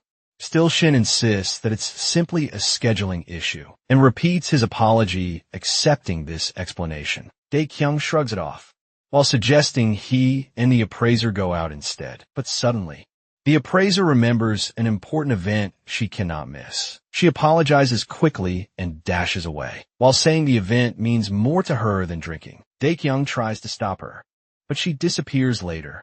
Shin sits quietly on a bench, while holding a reward he earned from a previous wager. It's a bronze rank item, and he carefully observes it. The initial absorption rate is measured at 10%, but he recalls that extended time invested in using the item boosts the rate with that in mind. The final absorption has now risen to 90%. Shin is genuinely astonished by this result. Soon after, the goddess of luck approaches Shin and remarks that it's due to her favor that he's able to enjoy such extraordinary advantages. Our dude reflects that, under normal conditions, he would only be able to extract a fraction, around 1/10 of the item's original attributes. He realizes that how much of a difference it makes when one truly utilizes their equipment. Shifting the subject, he brings up a question that has been on his mind since she holds fame, similar to a constellation. He wonders if she has ever encountered one, known as the late bloomer model student. However, the goddess begins to complain while feeling neglected, and insists he should be paying attention to her instead of other celestial beings. Though she rebukes him, Shin calmly clarifies that it's not about ignoring her. That particular constellation holds deep meaning for him, but he understands why she might feel upset. With his head lowered, he quietly accepts her frustration. Eventually, the goddess grants him permission to raise his head again. She mentions that she'll try to gather information about the constellation, since she's feeling generous today. Grateful Shin expresses his appreciation, now that the matter is resolved. He decides it's time to enjoy a well-deserved meal. Holding the artifact tightly in his grip, he initiates the mana synchronization process with 5 different artifacts. As the energy flows, he prepares to dine and enhance his physical capabilities. The dishes that manifest are among the top 5 favorite meals among men, while leaving him both stunned and thrilled, despite the fact that these artifacts were once used by an older warrior. The food they generate appeals even to someone younger like him. To his surprise, he discovers that all the artifacts possess an impressive absorption rate of 90%. He begins to wonder just how powerful he'll become. After consuming everything on the table, the potential outcome seems unimaginable. Soon the face-off title activates. He becomes aware that no other person is within a 5M range of the marked target, except for himself as the skill's effect takes hold. Young Chul becomes the isolated opponent. Shin evaluates the ability's influence and concludes that its impact feels rather underwhelming. During their ongoing clash, Shin stands poised with his weapon, fully prepared to eliminate his rival. From afar, Kim Miso quietly urges him to stay cautious, while her sister reassures her, confident that he will likely evade any danger. As he raises his blade, Shin reminds himself that both the 500 million wager and young Chul's wrist belong to him. Focusing intently on his own fluid movement and circulating energy, Shin becomes even more committed to winning the gamble. However, it seems like young Chul and his lackey have set a trap, and our boy walks right into it. The moment Shin sets foot on the hidden trigger, the trap activates, locking him in place. Young Chul grins wickedly, thinking the match is already over. He throws up a smug middle finger toward Shin and declares his victory.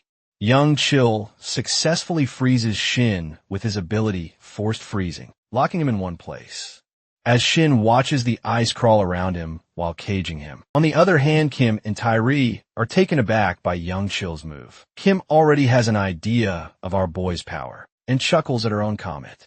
She confidently tells Terry not to underestimate her skill of reading people's abilities, pointing out that Shin is skilled in status ailment removal. Then she challenges her sister to look closely at the gem she has discovered in our boy while studying the screen, but her sentence cuts off when she realizes that the igloo Yangcho created is empty. Meanwhile, the bulky villain also wonders where our boy has gone, because he is certain that his freezing skill is active, and that there is no chance for someone like Shin to escape it, unless he has ailment removal skill.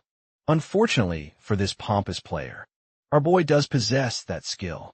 Shin suddenly leaps into the air behind young Chul, his sword ready to strike. The next moment, Shin jumps on his opponent, the tip of his sword resting on young Chul's back. However, young Chul is sharp enough to activate training mode, saving himself from the damage of Shin's blade. Crowd of commentators buzzes with different opinions, until one guesses correctly that Shin must have used status ailment removal to overcome young Chul's skill. Suddenly, a particular comment catches the eye of the blonde lackey, when another follower remarks how Shin looks different from before, as he too notices a change in Shin's aura. They have no idea what kind of change Shin has suddenly undergone. Terry, however, does. She informs her sister that Shin might have awakened a new skill, which could either be a transcendent skill or a psychedelic skill. But looking at Shin's black eyes, she guesses it is psychedelic. This kind of skill is powerful, but comes with a heavy drawback, as it causes extreme exhaustion whenever the user takes damage. She then comments on the confidence in Shin's declaration to overcome his enemy without suffering any injury. In return, Kim, however, does not agree with her. She points out that during their time in the dungeon, Shin never bothered to use this skill. At that, Terry analyzes 2 possibilities. First, he might not have needed it back then. The second possibility startles Kim, as her sister reveals that Shin might have only just awakened this skill recently. Meanwhile, the appraiser girl is checking the artifacts Shin brought in when the Crimson Meditation bracelet catches her eyes, because it has already been tested for its hidden skill. This bracelet carries the psychedelic skill. She nervously thinks there's only a low chance for Shin to manifest this bracelet's hidden ability. If he has absorbed this skill within such a short amount of time, it means he must at least have the blessing of the goddess of luck. Unbeknownst to her, our guy really does have that blessing, as he has absorbed the psychedelic skill. This skill can push him into an awakened state and allow him to recover his HP for 100 seconds. His other abilities will also receive a boost after awakening this skill, but the downside is severe exhaustion if he takes any damage at that moment. With an evil aura in his eyes, he asks his opponent whether they should have a rematch, since young Chul still has his training mode. But young Chul, frustrated by his humiliating defeat, hurls profanities at him. He has underestimated Shin, and now he decides to take things seriously, instead of treating him as a rookie. For his next tactic, the villain decides to put distance between them. After doing this, he grows frustrated with his blonde lackey for suggesting this match in the first place, since he had no idea how strong Shin would turn out to be. The said Lucky avoids eye contact with his boss while young Chul, beyond furious, cursing him mentally, only to be interrupted by the strong grip of our boy on his face. Jean slams his head into the ground, the floor cracking under their force, while taunting him that the only thing saving Yang Chul is his training mode. Desperate Yang Chul tells him he will keep his word, admit defeat, and transfer the reward money into his account. But Shin isn't done yet now that the match is over. He is in the mood for revenge. Yang Chul, startled, wonders what kind of revenge this crazy boy is talking about. Meanwhile, Shin remembers 3 days ago when a mechanic, like a hopeless doctor, declared that although his car was fine for now, it only had a few days left in its life. It would be better for Shin to replace it. Shin, however, grew tearful at the news, because he has shared so many rides and memories with it. Now, because of this, Shin declares that he is taking revenge for ending the life of his car. Young Shil apologizes for his sin, but Shin doesn't listen and gets ready to punch him straight to hell. Poor young Chul is so terrified that he wets his pants, which disgusts and shocks not only the spectators, but also his followers, leaving them in disbelief at what just happened. On the other side, people complain about the stench young Chul's mess is causing. Cho Sung-ho is also worried about his next course of action. Besides their Me Tube channel, they are ruined after messing with our boy. To make the poor sidekick's problems worse, the manager of Utopia Guild, Moon Baekhyun, shows up, and he clearly doesn't look happy with the situation. He decides they will sort out who to blame for this mess later. For now, his focus is on Shin, who is clearly skilled enough to defeat someone like young Shil, despite being a newbie himself. Wanting to check Shin's skills personally, he approaches him under the pretense of goodwill. He expresses that he comes here for damage control and wants to talk with him about compensation. Before agreeing, Shin asks Moon to introduce himself. For a moment, Moon judges his attitude as arrogance, but then he stops as he realizes this must be the confidence that comes from the kind of skill and abilities someone like Shin possesses to earn Shin's favor. He has no choice but to introduce himself with an apology. He even asks how much compensation Shin needs for damage control, while thinking about how this can help him build a positive relationship with our boy and eventually recruit him. But Moon's confident thoughts falter when Shin nonchalantly asks him to transfer 2 billion won into his account. Shin, while initially planning to ask for 500 million won, increases the amount, since Yang Shil has also caused him considerable mental trauma. Now realizing the sum is huge but still willing to pay, Moon offers to settle it in installments. After that incident, our boy seems to become quite famous. A number of reporters gather in front of his house, most of them wanting to know about his relationship with Kim or the Eden Guild. Frustrated, he throws them out, but they remain persistent. With a sigh, he shuts them out of his apartment, wondering why they are so interested in his dating life. He already has enough on his plate and has no interest in dating right now. Looking at his new clothes, he is far more eager to get ready for his next adventure. He is also notified by Kim that the gate raid she suggested days ago is finally happening today.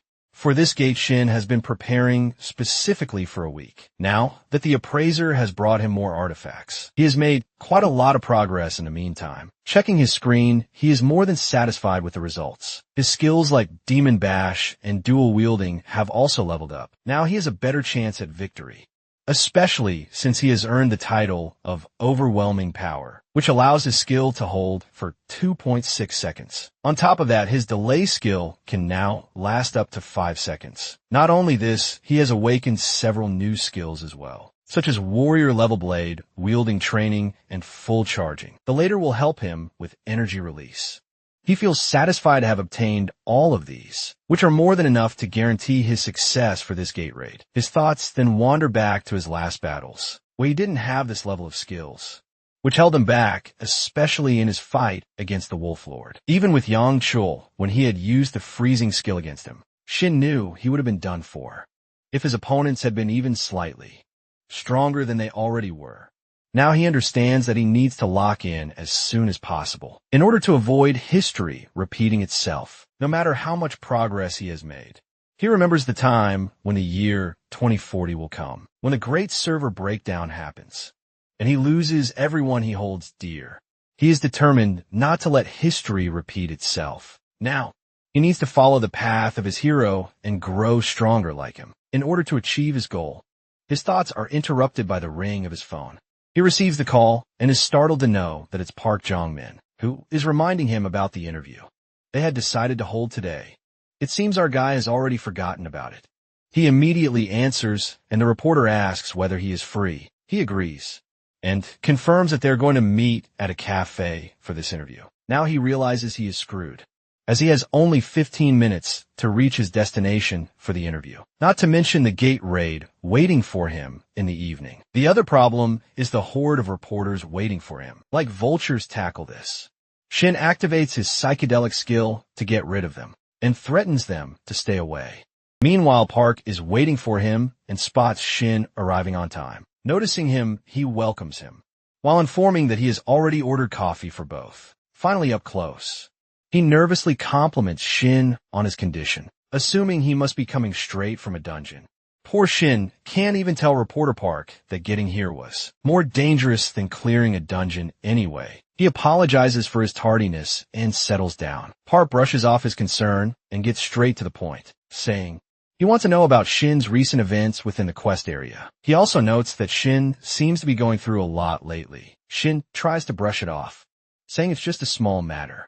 Insistently, Park points out Shin's recent and sudden popularity among players. Nowadays, people are changing their perspective while saying that experience and level have nothing to do with the new system. But they can't deny the fact that Shin has earned the title of Super Newbie, thanks to his talent despite his low level. Shin still tries to downplay the situation, but Park points out that this is exactly why so many guilds are trying to recruit him. Shin agrees, admitting that he has received plenty of cold calls. Park chuckles and asks whether he wants to know about Eden Guild or the other guilds to weigh his options. Not to mention that he isn't even including foreign guilds in this list. This catches our boy off guard. Park, however, continues revealing the latest information he has. 5 foreign guilds have already gone through an official identity check on Shin. Usually, these are the guilds that recruit people in their early stages to gain an advantage. But this is the first time they are interested in a total newbie like him, so he cautions Shin to keep his guard up during this time, as people might already have their eyes on him later.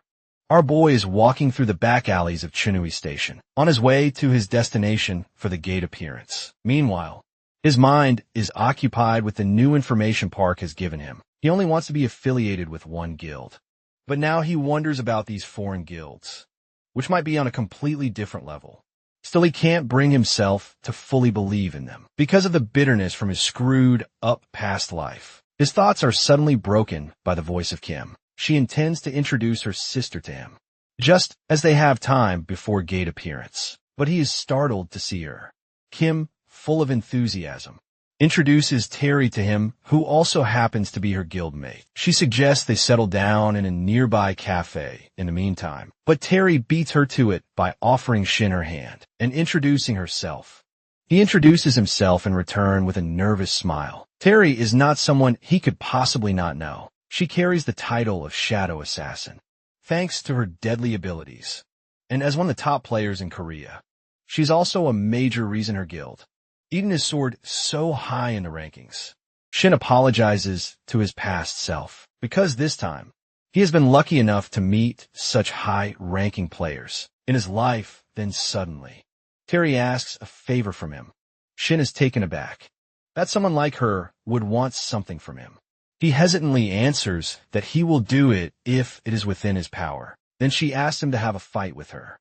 Kim, however, is not happy with her demand and asks her to take it back. But Terry, unfazed, reminds her that she already told her on their way here that she would personally test Shin to see whether he is worthy of being part of their guild or not. It is clear that a fight is her way of testing him. Nervously chuckling, Kim apologizes for Terry's request, but to their surprise, Shin accepts the challenge. He wants to start right away, his hand already reaching for his sword. He adds that he cannot back off from a chance to fight with a top-level player like Terry, which is an honor for him as well. Terry is quite impressed by his words and understands that Kim must have seen something in him. She then apologizes for her unprofessional behavior and offers to exchange 5 moves with him in the fight, lightning already charging in her fist. She asks him to tell her when he is ready. Looking at her, he knows he does not stand a chance against someone like her for now, but he still wants to fight this battle in order to analyze his own strength and see how much he has improved. At the same time, he admits to himself that her aura has completely changed, even though she has done nothing except manifest her weapon without any delay. He asks her to start the match as his eyes change color, because he has activated his psychedelic skill, ready to give his all from the very beginning.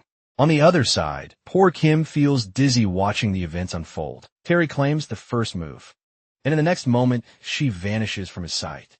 Seeing this, he curses himself, realizing he cannot rely solely on his reaction time to anticipate her attack. In the very next instant, she appears behind him, but luckily he manages to block her strike with his sword. With desperation, he understands that he needs to predict her every move. On the other side, Terry looks as if she is merely playing with him. She compliments his skill and tells him she's going to give him a hard time in her next 4 moves. Then she increases her speed to the point that Shin gulps nervously, deciding to rely on his other senses.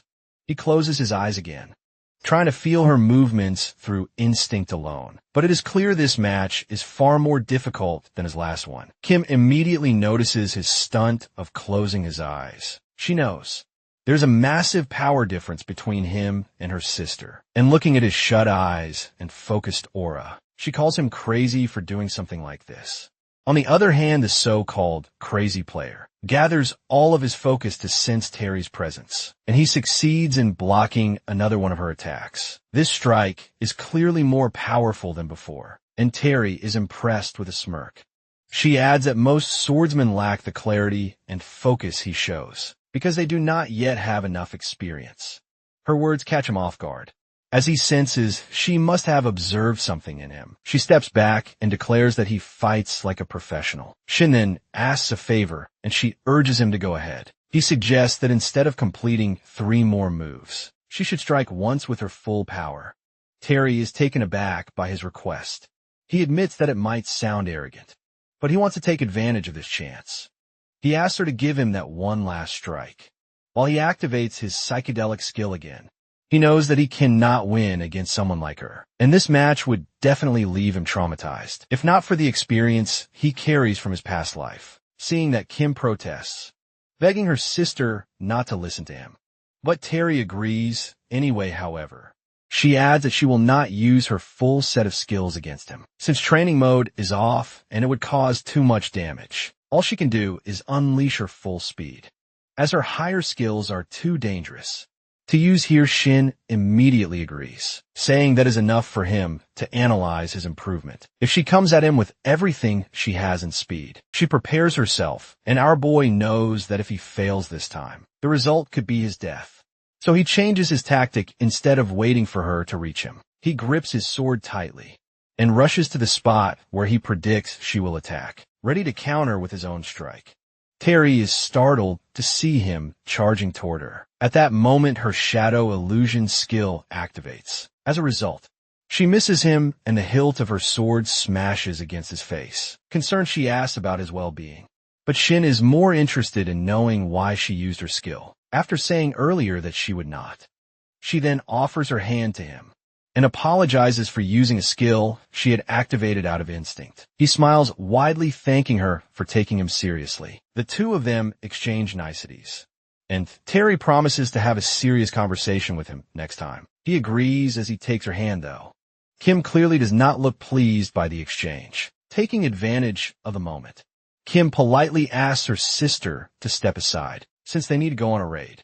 Besides, Terry has to prepare a report on the chaos she nearly caused here. With that, Terry leaves after greeting her sister. Meanwhile, our boy reflects on how this marks his first failure in his new life. Yet it is also true that if Tyree had decided to go all out from her very first move, he would not have stood a chance. Now, he not only has the opportunity to talk with Terry, but also another goal: to grow powerful enough to defeat this girl one day. At that moment, Terry glances back at him, and her gaze tells him to try as hard as he can to achieve his goal. After a while, an unidentified gate numbered 727 appears at Shinui Station. Kim introduces her two other team members to Shin. One of them is a mage player, Park Tae-sok, and the other is still unmentioned. Shin feels happy to meet such high-level players. Isak responds that the pleasure is his, as it is an honor to meet the famous boy everyone has been talking about. He then introduces himself properly. During their conversation, Shin asks about his ability in pyromancy. When he hears the word ignite, Kisa confirms it, while adding that it belongs to the same realm of skills that Yang Chul had. He then demonstrates his flame skill, explaining that he can conjure flames far more powerful than this one. However, he admits that he is only at the blue flame stage for now, and it will still take him a long time to upgrade his ability. Watching him, our boy comments on Tae-sok's reliability. He understands that someone like Tae-sok has taken the right approach, while focusing on developing one skill until it reaches a certain level of mastery. That, Shin realizes, is the reason he managed to defeat someone like Yang Chul, who had spread himself thin by conjuring different skills, but mastering none of them. Then, they turn to the girl beside him, Kang Ji-hee, who is a space wielder. She's also a mage specializing in space connection skills. Surely she decides to display her ability as well. Her companion tries to stop her, but the damage is already done. Watching closely, Shin notices that the wind she conjures is different from what a normal space wielder would produce. It feels as if they are inside a bubble of wind. Looking down at the city below, she shyly explains that this is her ability and greets him once again. Shin immediately feels he can trust her. With her, their team now feels complete. He close-range fighter and Kim as long-range fighter. Tae-sok with his powerful fire attacks, and Ji-hee as the one who can back them up whenever they need to escape. He can already see how perfect the team is. Even though they lack a healer, their coordination is remarkable as they plan the raid and prepare backup strategies, each of them fully aware of their roles. It is clear to him that they have been working together for a long time, and such teamwork is essential for survival inside the gates. Seeing this, Shin remembers his own team from his past life, and a sad expression crosses his face. Noticing it, Kim approaches and asks if he was injured during his fight with her sister. He answers vaguely, while saying only that his mind is occupied with some thoughts. Then he urges her to continue, reminding himself that he needs to focus on the present instead of indulging in nostalgia. The realm they face under the gate is the Frost Hell, a land of frozen hills moving ahead. Kim thanks Tae-sok for his help in keeping them warm, as the unbearable cold here could easily freeze them. With Tae-sok's flame blessing skill, they are able to resist the biting chill of their surroundings. The other teammates also express their gratitude, noting how the last raid was nothing like this.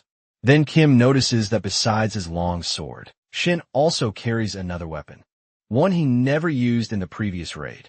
He explains that he purchased it only recently, meant for battles that demand more mobility. She's amazed to realize that he can wield multiple weapons. Jean brushes it off with an excuse, unwilling to reveal too much about his rare class. Just then Kim turns to Jaehee, as they both sense the monster closing in behind them, and know it's time to use Plan C.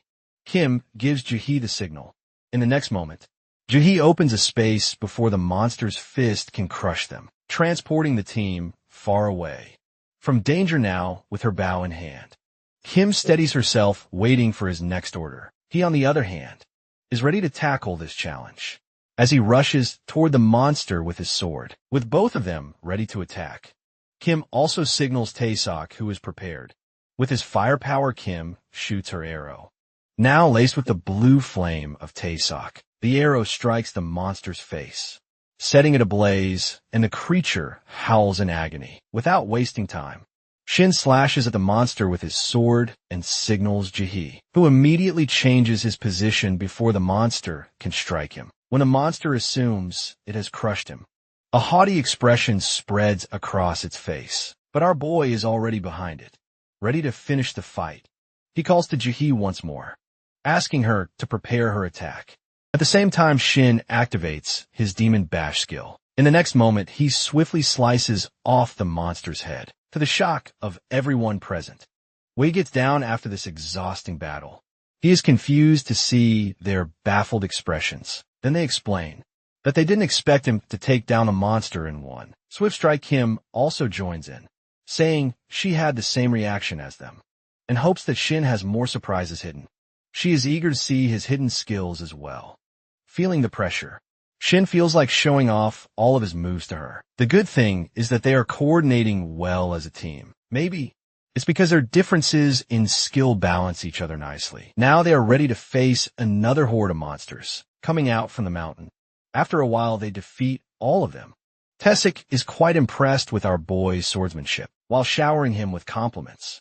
At that, Kim chimes in, explaining that Taesok is so happy, because he usually doesn't get the chance to show off his pyromancy skills, but now, thanks to Shin, he has the opportunity to use them fully. Now he understands that most magicians are usually support members of a team, especially if the team doesn't have a reliable swordsman. But now with Shin in the team, Taesok can unleash his full potential.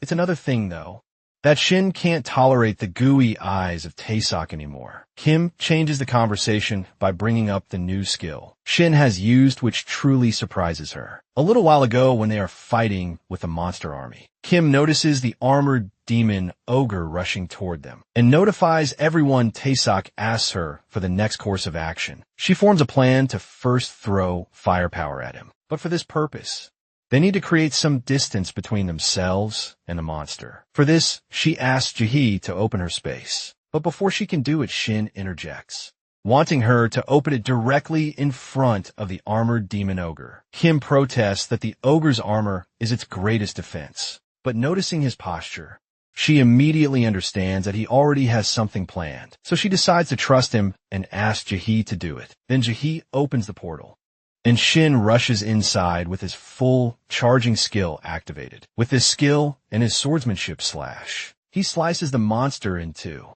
shocking everyone again. Now, Kim asks about his charging skill, which is quite powerful even though it is only a movement skill. He tries to brush off the question by vaguely saying that he becomes aggressive because he has a reliable team. Suddenly, Jaehee senses the presence of a monster and tells everyone to be quiet. They move ahead silently and spot a middle boss, Cerberus of the Frost Hell, sleeping there since the monster is asleep. They decide to form a plan. Jaehee asks if she should open a portal in advance. Altai Sox suggests raining fire on it.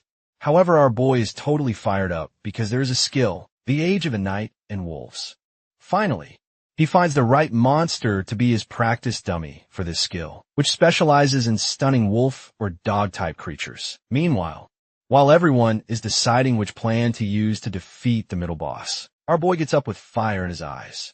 Noticing his face, they all startle and realize that he is making a same face, which clearly shows he has some badass plan. He confirms that he has a plan and tells them to stay away while he fights. I want a little explanation from him. But looking at the moon, Shin knows that he doesn't have much time to use his skill against the middle boss. This skill requires the full moon to be fully visible in the sky. even if tiny parts are covered with clouds. Its power decreases, so, without giving any explanation, he rushes toward the monster, who opens its eyes the moment Shin lands in front of it. Sensing him, the Cerberus growls. His teammates also get ready to back Shin up. But before Kim gives any order, Jui stops them while noticing that the monster isn't reacting at all. Now that she mentions it, Kim also notices the same thing. She wonders if it's just on guard, but quickly rejects the thought, since the monster was ready to attack them earlier.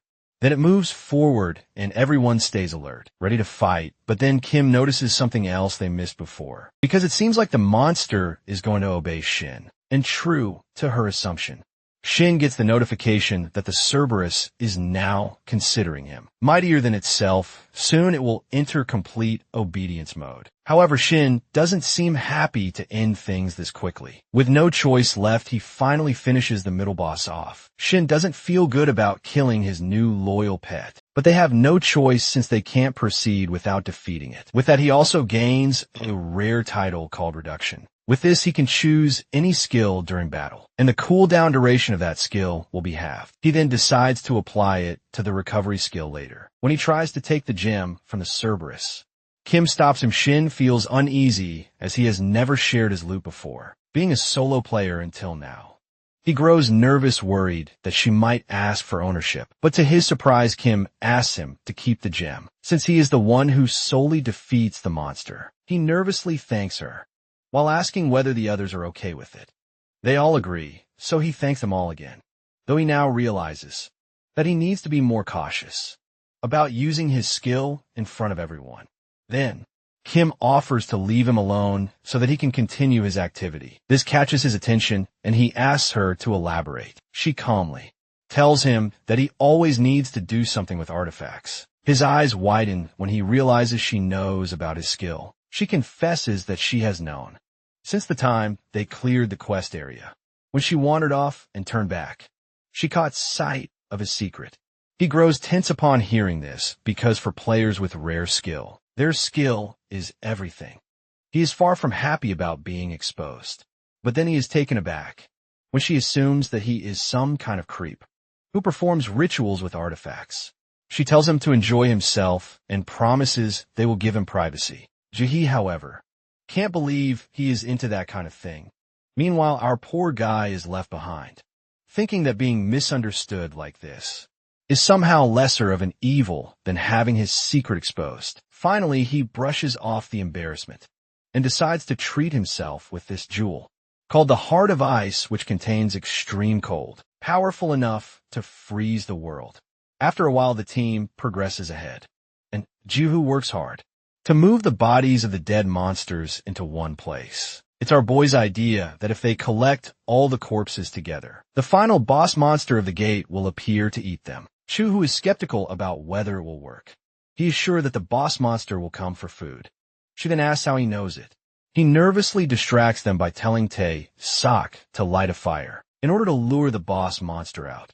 Now that they have lit the fire, they stand a little far from the feast of corpses and wait. After 20 minutes, they finally hear the growl of the final boss monster, which is a grisly, massive bear of the cold. After that, they are already facing the final boss monster. Him looking at Shin confronting the monster, thinks about how much he has helped so far, how they even managed to reach this point in their raid.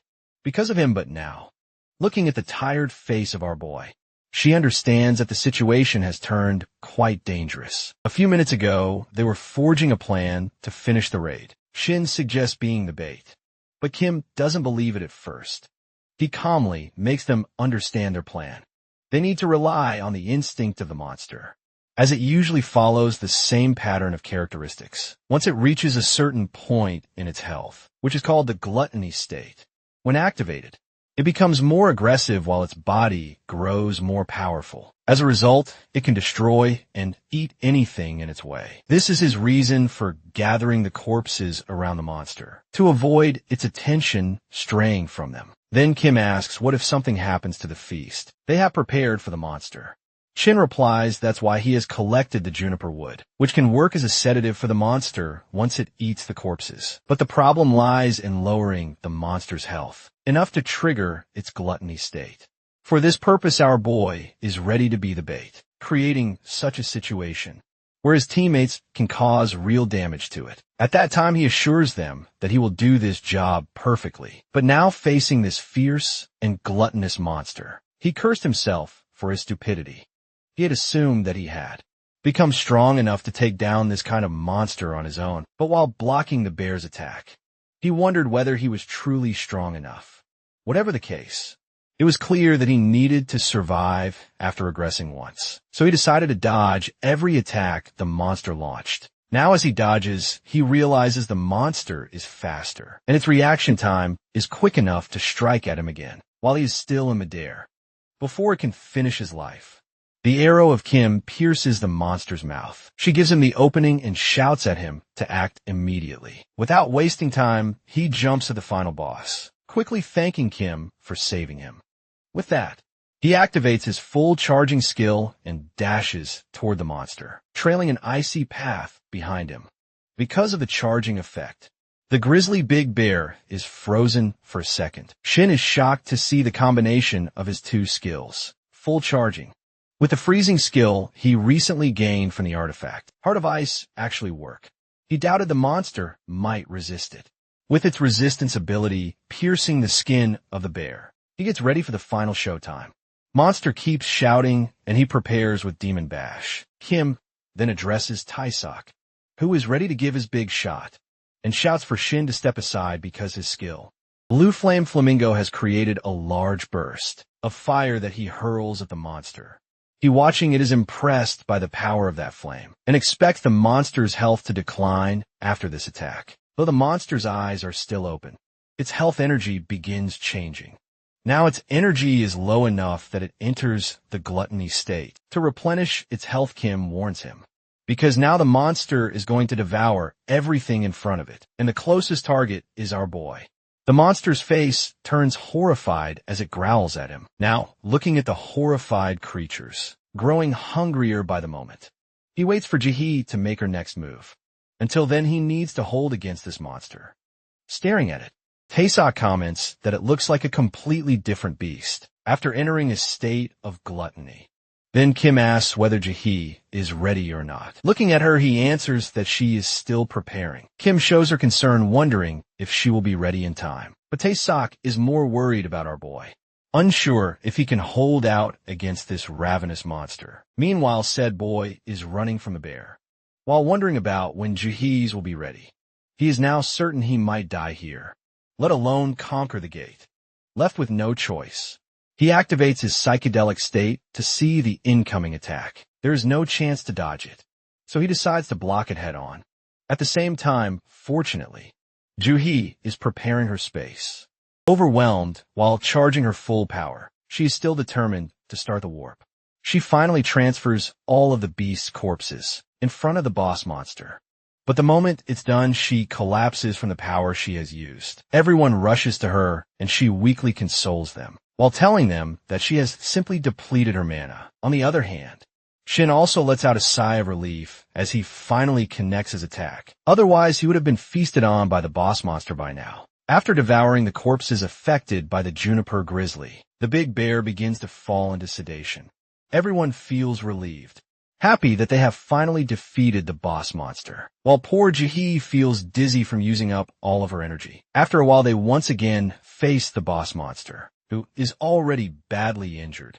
With a final blow, they defeat it completely and succeed in clearing the Frosthell Gate. When it is finally over, Kim thanks him for everything he has done, though she admits feeling guilty about relying on him too much. He brushes off her concern, saying that it was his idea anyway.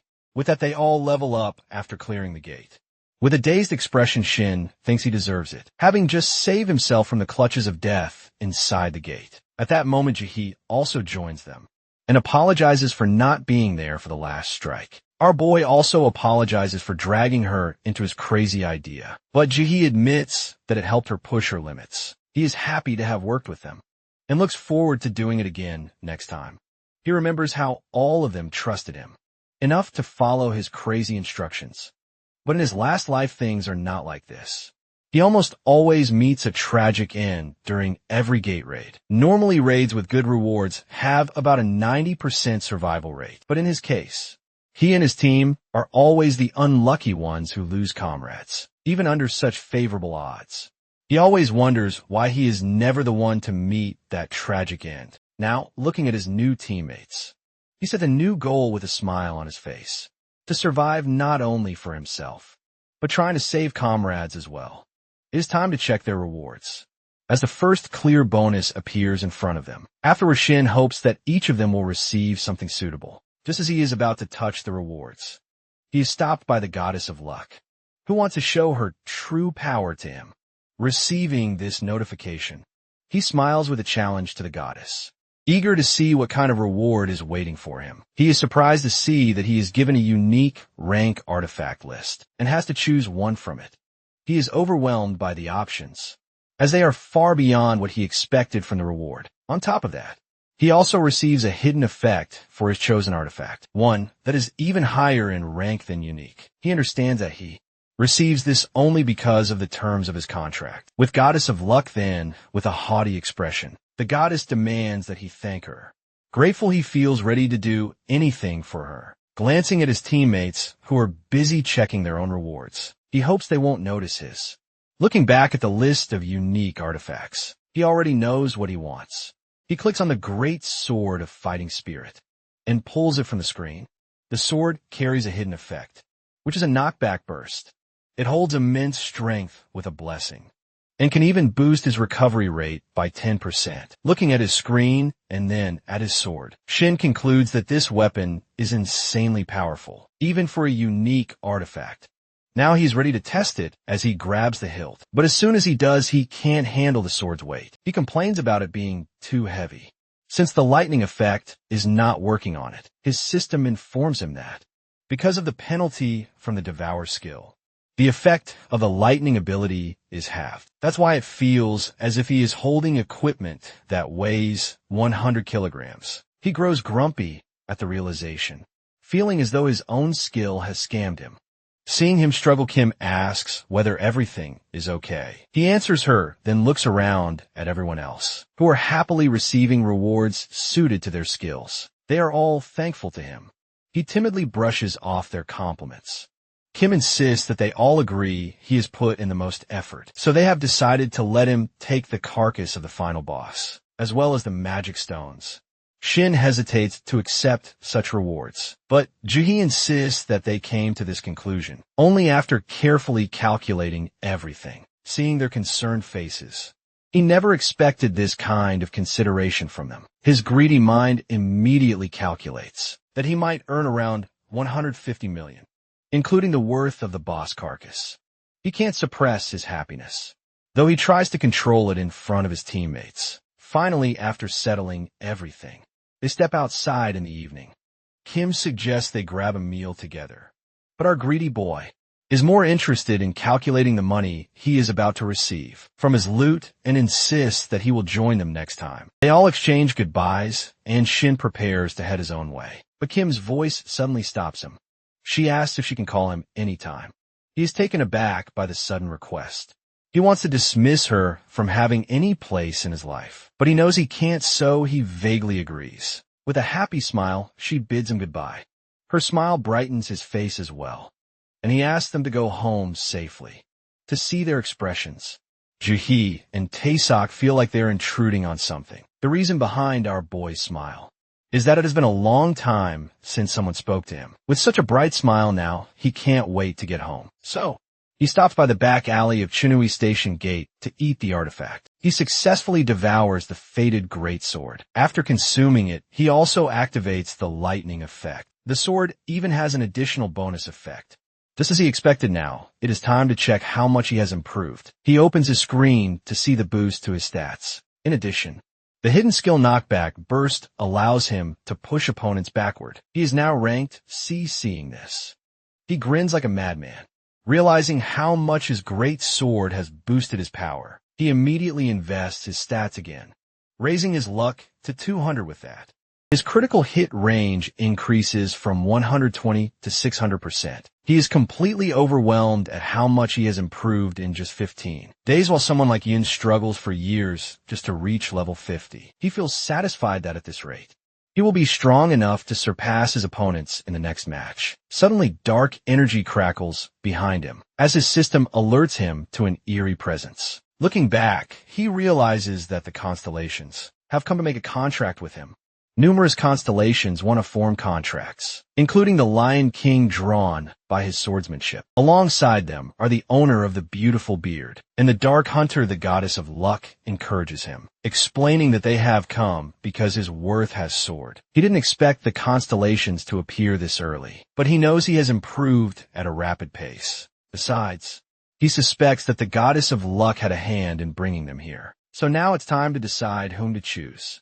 The two prominent ones are the Lion King and the owner of the beautiful beard, who are true real-life heroes who later turned into constellations. But he can't reach them despite their popularity, because the moment he even glances at them, they become furious at what they see as his insolence. He knows they'll give him a hard time if he makes a contract with either of these heroic constellations. However, the problem is that his third option isn't reliable either. The Dark Hunter is a real bounty hunter who monitors Dimensional Core for real-time updates in order to eliminate players.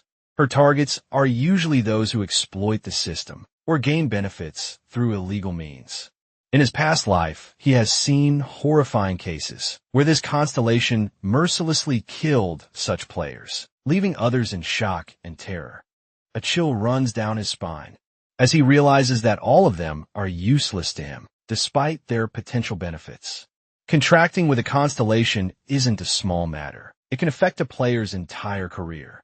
So for now, he decides it's better to stick with only the goddess of luck. On the other hand, Shin also dreams big, wanting to make a contract with a mythical creature because of the rarity of players who manage to bond with them. So he simply dismisses the others, informing them that he isn't going to hire them.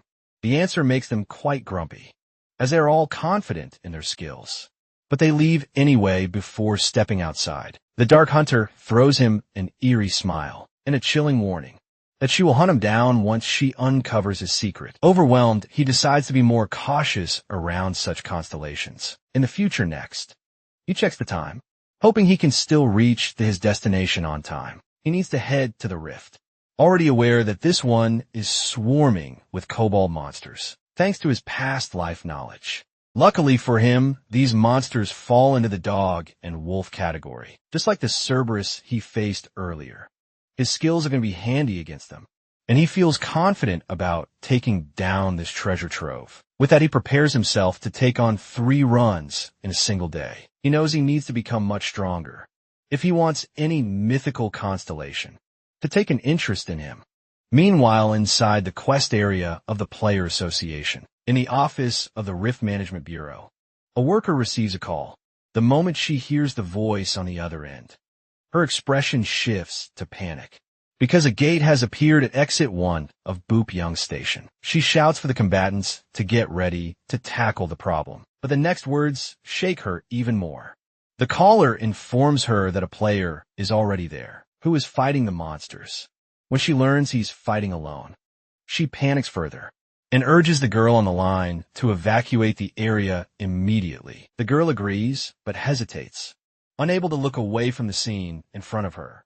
Our boy is there, battling the monsters with an almost casual confidence, even enjoying himself hesitantly. The girl informs the worker that our boy doesn't look like he's in any danger at all. The rift is different from a dungeon or a gate. In our hero's world, it's like breaking the invisible line between the human world and the demon world. When a rift appears, monsters can pour through it into the human world and prey on innocents. The first incident happened 11 years ago. The good thing now is that, unlike before, our boy has knowledge of this rift, and he's determined to stop it at any cost. That's why he arrives 10 minutes early, ready for when the rift manifests. Right on cue, as soon as he steps out of the exit, he sees the rift forming for a moment. He's overwhelmed, stunned by how vividly he remembers this incident, even after so long, because the tragedy it brought last time. The countless innocent lives it claimed burns in his memory. He's determined that no one will face that danger again. It's personal, too. He lost precious people when a rift opened. During his childhood, being an orphan, he had never known the sadness of losing parents. But when he lost the people of his orphanage to that tragedy, he finally understood the true weight of loss. Back then, he had been saved by his hero. Now, as he grows stronger, he knows his purpose clearly. Saving lives is far more important than simply becoming strong. Now he can see numerous kobold monsters pouring out of the rift. He immediately activates his time of dogs and wolf skill, which intimidates the kobolds. He's happy with the result, but not fully satisfied because, unlike Cerberus, they show no signs of obedience. Glancing at the sky, he concludes that the clouds must be hiding the moon. The fire burns in his eyes, but he isn't disappointed. Instead, the situation excites him, because it gives him the perfect opportunity to test his improved skills with his new sword in hand. He rushes toward the monsters, activating his full charging mode. Taking advantage of his speed and precision, he slices through the kobolds one by one. Then he activates his knockback burst effect, sending several kobolds flying backward, while injuring them in the process. He grins in satisfaction as he witnesses the powerful effect of combining his two skills. The kobolds are completely overwhelmed by his strength. Watching their panic, he realizes this combination is good enough to serve as an AoE attack, with his luck enhancing his critical range. Every strike lands with devastating impact. Seeing the kobolds bleeding but still alive, his determination hardens. He will finish them in the next strike. Raising his sword, a menacing expression flashes in his eyes, one so terrifying that even the poor creatures seem to shiver in fear. At the same time, a car speeds toward the rift's location. It screeches to a stop, and some players step out, introducing themselves as members of the Player Association. Lee Hyun immediately asks for the caller who reported the rift. The caller steps forward and points toward the area where the rift has opened. Lee Hyun is ready to rush in, but his brother Lee Young stops him with a sharp voice, telling him to look ahead first. There they see our boy fighting like a total badass, already clashing with the kobold. His sword collides with the monster's shield, the impact ringing through the air. Both Lee brothers brace themselves, ready to jump into the fight against the kobolds, but they freeze when Shin calls out to them, warning them not to come any closer with unwavering confidence. He tells them he'll handle the monster on his own. Ignoring their protests, Shin immediately activates his face-off title. With this title, he isolates the kobold from its companions, and his abilities are instantly boosted by 20%. Next, he activates his psychedelic skill. In reality, he intends to test just how much power he can channel into his knockback. Burst skill while activating his other abilities simultaneously. With a swift swing of his sword and a powerful push, the kobold is hurled backward, its body cleanly sliced in two from the devastating blow. Meanwhile, his system warns him not to approach the rift itself, cautioning that it could cause severe damage. Both players from the association are left dumbfounded by the sheer force of his attack. Then one of them suddenly recognizes Shin. Lee Hyun steps forward, showering him with gratitude, especially since there are no casualties, which is a rare outcome, particularly when dealing with a rift. Shin, however, feigns obliviousness, casually explaining that he was just passing by the spot. But Lee Hyun is sharp, as he quickly catches on that Shin intends to go inside the rift, just like high-class players usually do.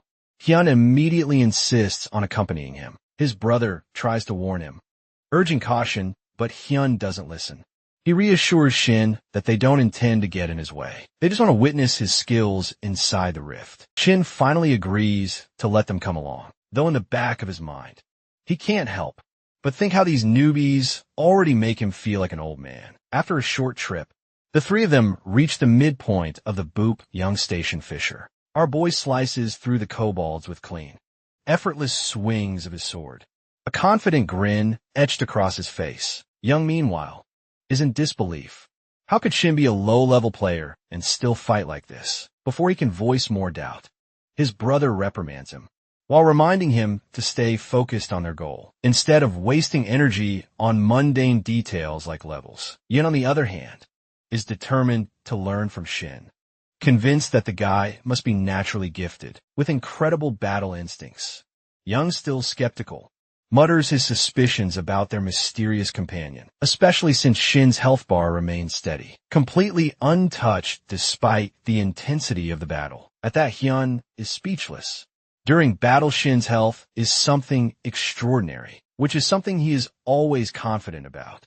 The scene flashes back to 30 minutes earlier, when the three of them first step into the rift. Only be shocked by the sheer number of kobold monsters, swarming inside the kobolds immediately ready, their arrows all pointed straight at the players. Without wasting a second, Shin orders the Lee brothers to get behind him. He had already anticipated a situation like this, so he brought along a kobold corpse, now serving as a makeshift shield to protect them. When Shin notices the fear on Young's face, a thought briefly crosses his mind, that maybe bringing them along was a mistake. Having to protect them while progressing through the rift could slow him down and make the fight more complicated. But then he reprimands himself for thinking like a weak player. These kinds of hurdles and tough situations, he reminds himself, are exactly what will help him climb higher and become a true high ranker. With that, he grabs his sword, already ready to start killing the distracted kobolds. Next monster falls within a heartbeat. Without slowing down, he moves to the second floor, cutting through the monsters as if they are nothing. But then he suddenly stops, when he comes face to face with a certain monster, the infamous kobold champion. It's completely unexpected for him to encounter a boss monster, this early right on the second floor. The next moment, tension grips him as he sees the boss charging at him. He wonders if his knockback burst can counter the attack, but quickly rejects the idea.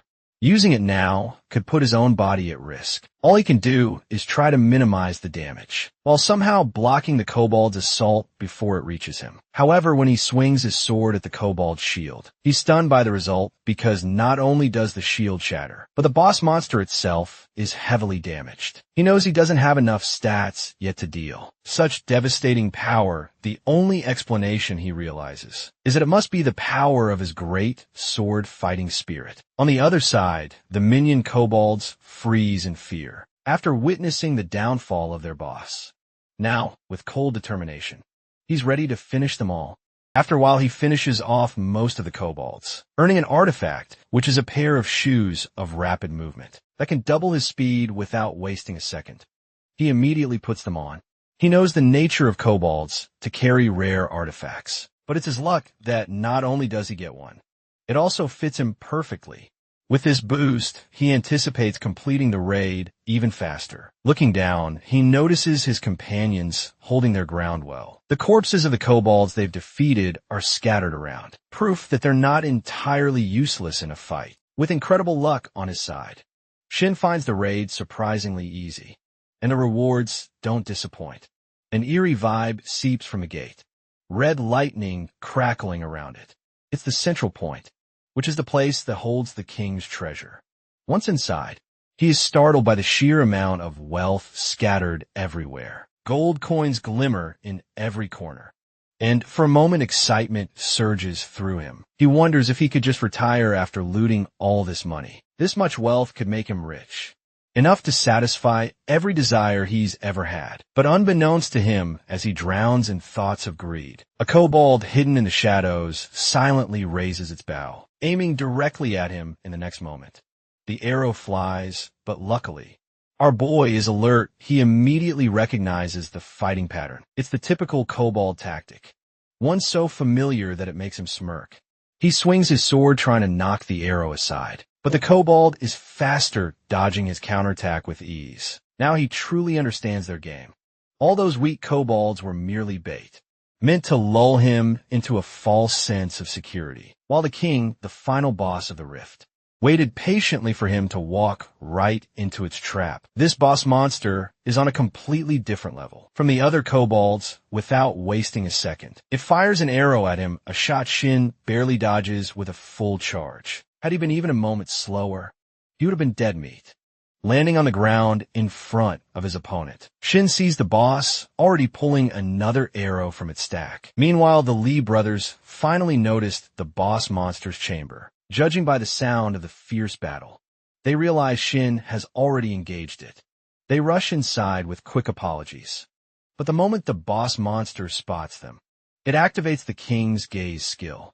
Instantly, the status ailment overwhelm takes hold. They are petrified, unable to move their bodies even an inch. On the other side, our boy stands tall.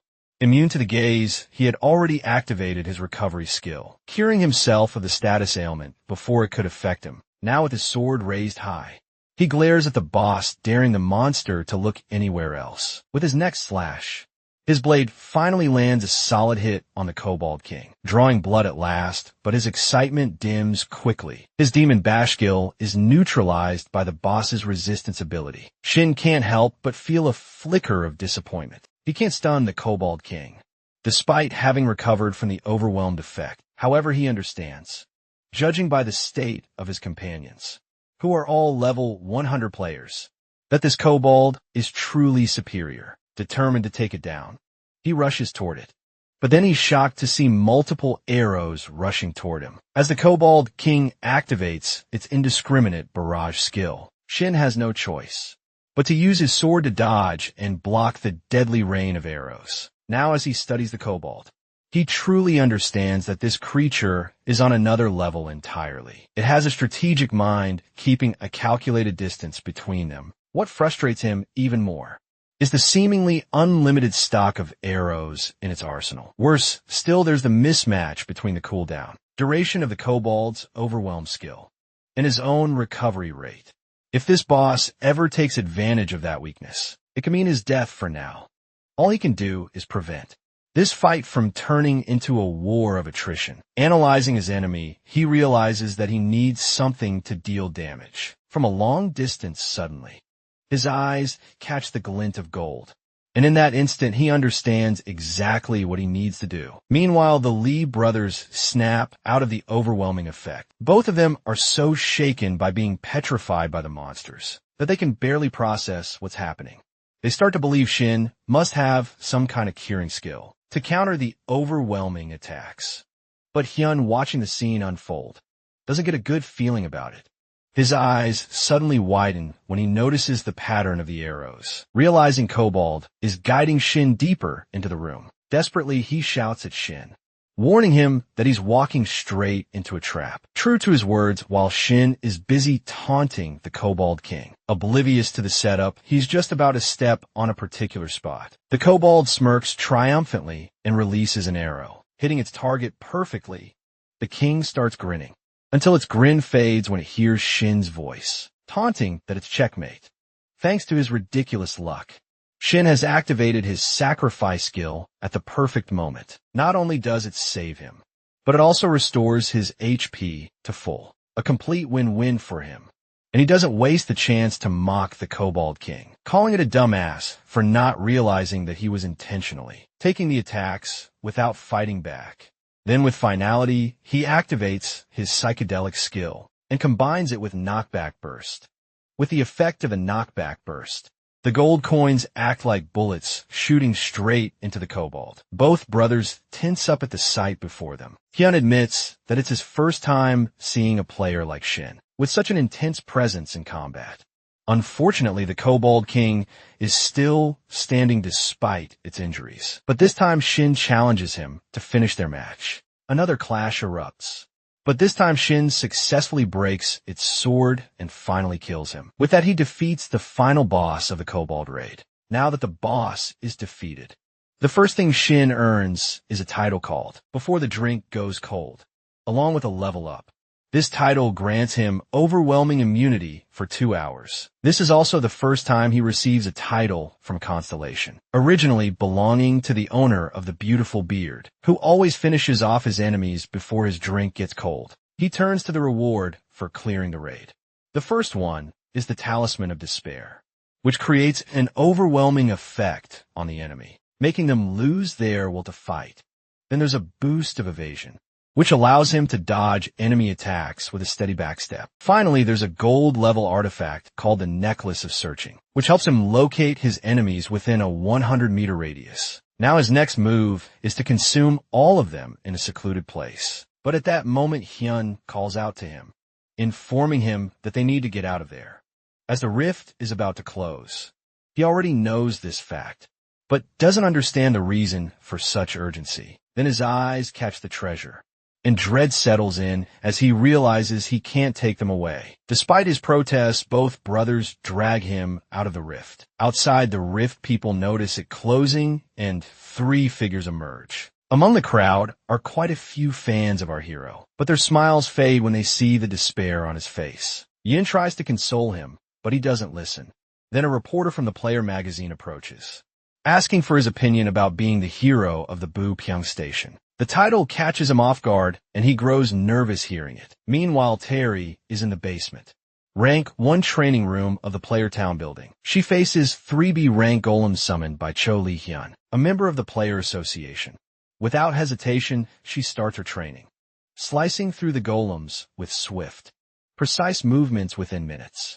She finishes her task, taking down all 3. But instead of satisfaction, disappointment washes over her because the battle was too easy. She realizes that this is the limit of how far she can go. In mock battles, her thoughts drift to her fight with Shin and the strange sensation she felt during it. She wants to contact him again, but doesn't have his contact information. She might have gotten it, if not for her annoying sister interrupting her that day. At that time, there flashes a news on TV as Terry learns about the rift and how Shin was the one who stopped it. Watching his interview, she thinks he seems really humble, judging by his nervous expression. Next, the reporter asks about his experience fighting a monster that was determined to be level 150, which is a level far higher than his own. Shin simply answers that they can't judge the winner based solely on level, as it's just a statistic looking at him. Terry understands that Shin must be aware of his own capabilities, because she can clearly see the experience he carries as a player. She wonders about his master. While wondering, he might have connections with some combat constellation, but with a darker aura around her. She also wonders if instead of a constellation, he might have a contract with divine being, just like she has one. The next day, Shin spreads out his latest rewards on the mat, ready to consume them. Then he enters into a gap of unconsciousness. For this purpose, with this new gourmet, he now has overwhelmed search and backstep skills. He feels quite happy to gain these skills, thanks to his luck stat, and hopes to become stronger before the true age of players begins. He remembers the early days of the times of warrior. Back then, most warriors held the stereotype that strength was the only thing they needed as players. But when stronger monsters started appearing, those who relied solely on strength met their end. As time passed, despair grew until the appearance of Go-Gyeong-su. Known as the Sword Demon, he was the one who proved everyone wrong by overcoming his shortcomings through dexterity and enhanced evasive skills, instead of chasing pure strength.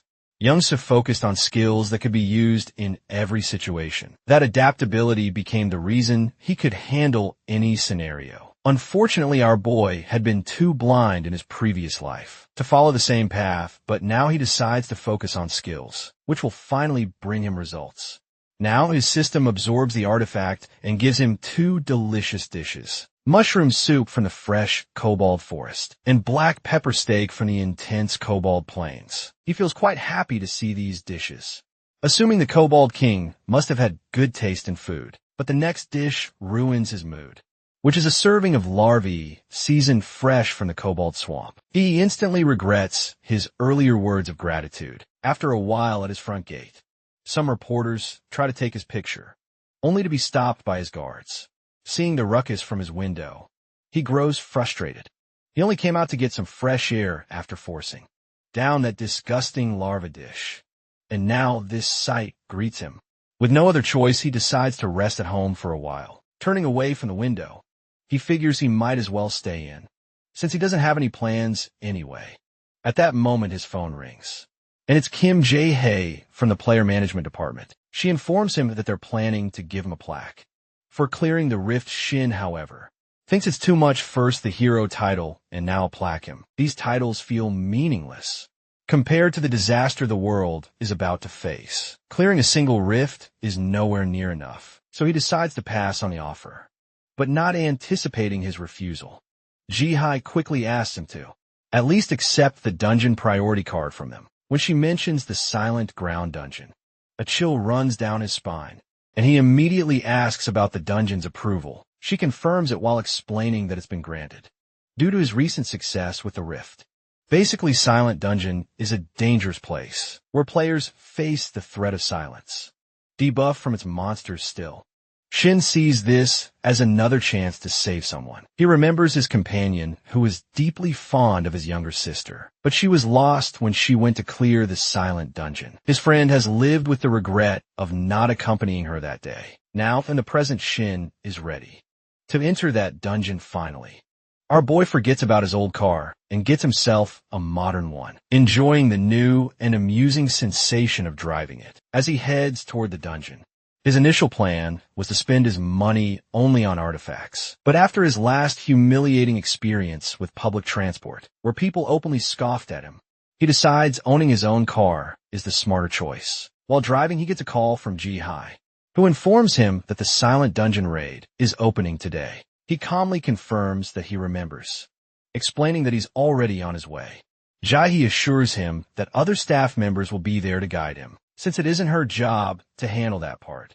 While listening, his mind drifts to the week of training he has gone through since returning from the Rift. He has spent his time sharpening his skills, and now, fueled by the desire for real combat, he's eager to test himself in a true battle. Suddenly, traffic comes to a standstill. He frowns confused because this isn't even rush hour. Worry flashes through him, wondering if a rift has opened nearby. But then his eyes widen when he spots none other than Jong-Soo, right in front of the dungeon. Now, standing near the entrance of the dungeon, there's a crowd of female fans swarming around Jong-Soo. A reporter approaches him, asking his opinion about having such overwhelming popularity. Jong-Soo coolly responds that it's his honor. The reporter, clearly not satisfied with such a cold answer, tries to keep the interview going by asking about his strategy for the dungeon. His next response is just as cryptic as he calmly says that, as usual, he's going to cut monsters. That simple yet confident reply leaves the reporter completely charmed, and her cameraman nudges her and points toward Shin, who is looking outside to assess the situation. Shin instantly regrets showing his face. Meanwhile, reporters are already crafting flashy headlines. Kyung-Soo also catches sight of him, and his assistant informs him about Shin's accomplishments, especially noting how Shin's fighting style and swordsmanship are strikingly similar to his. Hearing this, Kyung-Soo simply states that he already knows him, leaving his subordinates baffled. Shin steps out of his car, immediately surrounded by a swarm of reporters. They bombard him with questions, like some asking if he's here to challenge Kyung-Soo, others throwing out ridiculous ones like how much his car costs. Shin, trying to avoid Jang-Soo's gaze, has no idea how to handle the chaos. But when he finally glances at Jang-Soo, he can't help but wonder if the man is challenging him, or if that grin means something else entirely, whatever the meaning behind it. Shin, while meeting Jang-Soo's eyes, quietly acknowledges his own limits and sharpens his resolve to grow stronger. On the other hand, Jang-Soo is ready to enter the dungeon with his subordinate. While glancing at Shin, he realizes this person isn't ordinary. Instead of looking at him with admiration like everyone else, Shin views him as a goal to surpass. Jang-Soo quietly repeats Shin's name to himself, knowing that their paths are destined to cross again. Meanwhile, at the Silent Ground dungeon, Shin steps out of his car, his thoughts still lingering on Jang-Soo. How someone could be on such an entirely different level, but rather than feeling discouraged, he feels fired up. The idea of having such a high goal excites him. It makes everything far more interesting. No matter what, he's determined to reach Kyung-Soo's level of power, and to do it as quickly as possible. Suddenly, his focus is broken by the sound of players complaining nearby. They're upset about not being allowed inside the dungeon, even though it's their turn, claiming Shin is being given special treatment because of his growing popularity. One girl complains particularly loudly about his lack of decency, but when Shin gets a good look at her, relief washes over him because she's the very sister of his companion, the one he's been hoping to save, even though he can't quite remember the exact moment she disappeared, though he's a little taken aback by the stark difference in personality between the two siblings. He finally deems her necessary to respond calmly but firmly. He declares that she has no right to talk to him like that, because regardless of the situation, he only came when the association permitted him to. Dismissing her, he walks ahead, which riles her up even more. She throws a series of tantrums and empty threats in his direction, making him briefly wonder if he should have just stayed home instead. As soon as he steps into the dungeon, a foul stench hits his nose, instantly annoying him, but he knows he can't help it. After all, the dungeon is filled with undead monsters. At that moment, the corpse of some monster suddenly lunges and tries to grab him. Caught off guard by the ambush, he finds himself unable to use any of his skills for 0.5 seconds, which is because of silence debuff by the monster's attack. He can't believe the silence effect triggered with just a mere touch. Without wasting another moment, he recovers quickly and cuts down the ghoul in one swift strike. Now looking at the horde of undead monsters, he realizes he needs to evade every possible hit to keep his skills active. However, what these monsters don't know is that our boy is an expert at maintaining this evasive, fishing-style combat, and he has complete confidence in it. Meanwhile, in the strategy meeting room, for Scout Team 4 of the Player Association, Shin becomes the main topic of discussion. His picture is displayed on the big screen, as the presenter informs everyone that they're going to discuss him as their next major project. The old man in charge is particularly pleased with the impression Shin made, especially standing out, even in front of someone like Kyung-soo.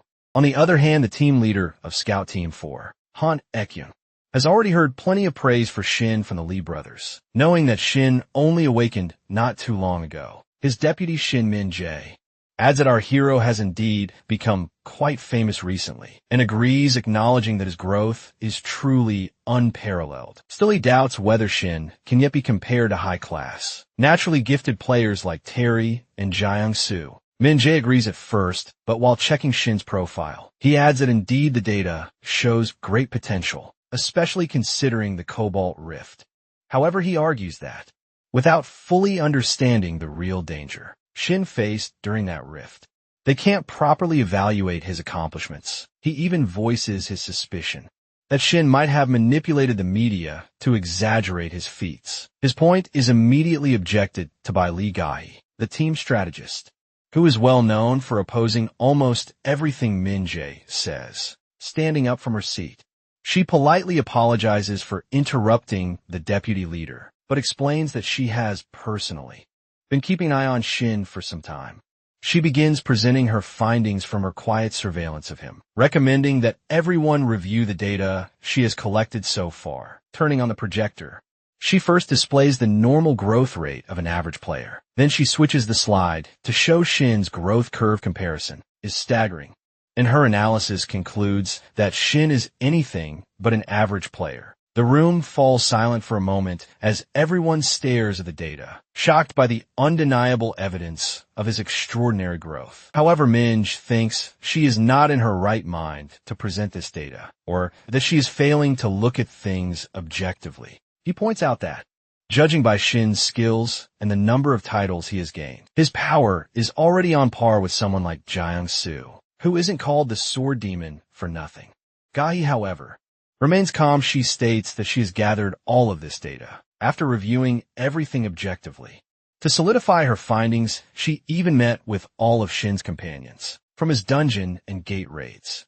Her first interview is with Yun, whom she asks if he ever noticed anything odd about Shin. After thinking for a moment, Yun jokingly replies that Shin as a whole is pretty odd. Gahi clarifies that she means his battlefield presence and skill. At that, Yun honestly admits that Shin is incredible when it comes to using stun skills. But what truly sets him apart from other players is his natural sense of combat. Now this question is thrown at Jaehee and Taeseok about Shin's sense of combat. Both of them agree that Shin is quite incredible, but Gahi presses them to elaborate more, asking if he is incredible compared to ordinary players. Taeseok explains that he can't describe it perfectly, but as far as he can tell, watching Shin battle feels like watching a veteran player with years of combat experience. Gahi urges him to explain further. Taeseok clarifies that it feels as if Shin already knows what move his enemy will make and counters it effortlessly. Unlike other players, he never exposes any weakness. Gahi agrees, noting that this kind of skill usually only comes with years of experience, as otherwise openings are inevitable. Taeseok adds that Shin's case is different. His body is so well trained that it moves on reflex, before his mind can even process the situation. Dahi considers this and concludes that Shin must have an exceptionally delicate sense for combat. Taeseok agrees, noting that this ability allows Shin to always find a way to counter enemy attacks, no matter how difficult the situation is. Now in the present, Gahi concludes in front of her team that Shin is different because he possesses an instinct that rivals foresight. Not to mention his combat skills are on par with a ranked player. With this analysis, she states that Shin has the potential to become S-rank player in the future. Meanwhile, while Gae, he presents her analysis about him. Our boy is exhausted from defeating swarms of monsters. At the same time, Min-jae doesn't like Gae's analysis, because being an S-rank is no small feat. Gahi insists that she is well aware of that fact. Minj, however, grows furious, indirectly calling her observation about Shin's foresight nonsense. If that's the case, he argues, they can see that Shin has actually regressed. This catches Gahi off guard, making her seriously consider the possibility before Min-jae can push further, and interjects, telling Gahi to stop fighting like a child in every meeting. He agrees, however, that Shin is not an ordinary player. Then he assigns Gahi the sole responsibility of collecting more information about Shin, despite protests from his deputy leader. Gahi, on the other hand, happily accepts this duty. Inside the silent dungeon, Shin isn't happy with the stench of ghouls around him. Monsters keep appearing out of nowhere, and don't even bother to gift our boy any artifacts. Suddenly he stops dead in his tracks, cursing himself for not activating his skill detection. With this skill, he can sense any enemy within a 100-meter radius. The moment he activates it, his tension spikes, because despite having already defeated a large number of monsters, there's still a swarm of them nearby. Then his eyes catch sight of a strange fly-like monster among them. He wonders if it's truly a monster. As he reaches out to touch it, there's a sudden explosion. Blast pushes him backward. But thankfully, he had stepped back in time to save himself from the suicide fly. Judging by the presence of so many suicide flies, Shin immediately understands that they must be controlled by some mage-level monsters nearby. He knows he has to stay cautious, especially now that he spots even more suicide flies buzzing around him, keeping his distance. He braces himself as a series of explosions erupts around him, triggered by 3 mages who have spotted him from a distance. Meanwhile, with things settling down, the deputy leader decides to delve deeper into Gahi's research. He asks if she has discovered anything significant besides Shin's sharp combat sense, perhaps something about his mysterious titles. He doubts that Shin's method of acquiring such tiles is also unique. To his surprise, Gahi agrees with him, revealing that she has a theory of her own. Back in the dungeon, Shin's defensive sword activates just in time, forming a shield that protects him from the chain of suicide fly explosions. Now shielded and more focused than ever, he is ready to take down the mages. Dahi, on the other hand, grows more certain of one thing: that Shin is someone far too complex a player to be easily understood. A few days ago, our boy is training in the underground training room. He keeps dodging all the arrows from automatic bows with the swings of his sword, a skill honed during his fight with the Kobold King. It has been 3 days since he starts this relentless training. He knows that besides having a rare skill, the only other way to gain skills is to train furiously. But there is a downside, because this kind of training only earns a player passive skills through sheer repetition for active skills. He needs a structured training routine. It's not common knowledge, and the few players who know this secret don't share it. He knows it only because of his years of experience. Now, in the present, he has earned the support skill, defensive sword, through his rigorous training, and it helps him protect himself in critical moments. On the other side, The mage monsters are far from happy to see him still alive, and they summon a swarm of flies rushing toward him. Looking at them, he knows that the defensive sword is a great skill, but it has one flaw: he can't move his defensive shield. It means he has to stay rooted in one place to protect himself. However, our hero isn't called our hero for no reason. He has finally found a way to bend this rule. When the explosion occurs, he uses his sword to channel the defensive shield over his head. In doing so, he creates an umbrella-like protection that he can move along with his sword. Seeing him rushing toward them, the mages immediately cast the spell of Inferno, creating a hellfire and hurling fireballs in his direction. With a grin on his face, he taunts them, saying they're already too late. With that, he activates Knockback Burst on his sword, rattling and breaking the skeleton mages at the same time. The middle boss monster, a Death Knight, fixes its gaze on him. Meanwhile, our boy obtains a rare purple magic stone. After defeating the mages, he's thrilled to secure a reward worth 100 million. After overcoming the dungeon's challenges, he decides to take the stone with him on his way back after clearing the raid. Now, his purpose shifts to reaching the center of a dungeon while activating his detection skill. Immediately, he senses a monster nearby, which must be the Death Knight. Shin is shocked to realize that the presence of multiple monsters he had detected earlier has vanished. Within moments besides that, he can only sense this one monster. At the same time, the monster appears behind him. Our guy immediately senses its presence, but can't pinpoint its exact location, as there's no reaction time for him. Unable to locate it precisely, he decides to block purely on instinct. So he leaps into the air, hoping his guess is right. With the force of a knight's attack ground, he leaped from shatters into pieces. Now looking at his new enemy, he realizes the monsters didn't vanish. They escaped in fear of this knight. From what he can see, this knight is designed to kill everything living up to its name. Death Knight. Now, all the Death Knight's focus is on him. Confusion clouds his mind as he wonders why such a high-level monster is here instead of the central room. But one thing he's certain about: this is the one who killed his friend's sister. This middle boss, the Death Knight of Penance and Rage, radiates pure malice. With a loud cry, Shin steals his resolve, determined not to let history repeat itself, and blocks the knight's attack head-on. However, Shin is having a difficult time blocking the attacks, as the strikes from the Death Knight are far too heavy for him to handle. Before the fight progresses, let's understand what a Death Knight really is. A Death Knight is essentially a knight who, after death, has their soul bound to a corpse, becoming an undead entity.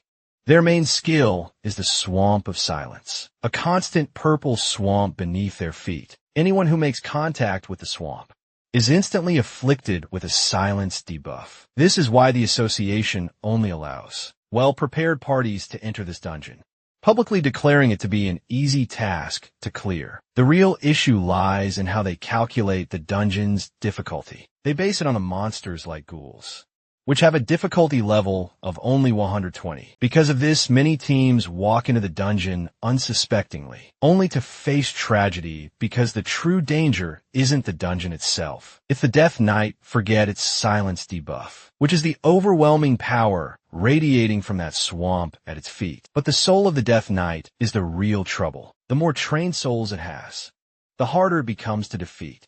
This is why the association increases the dungeon's danger level, because this Death Knight is no ordinary monster. As our boy struggles to dodge its attacks, he realizes his difficulty level is around a or worse S level. Now he is pushed back by the Death Knight, blood seeping from his mouth.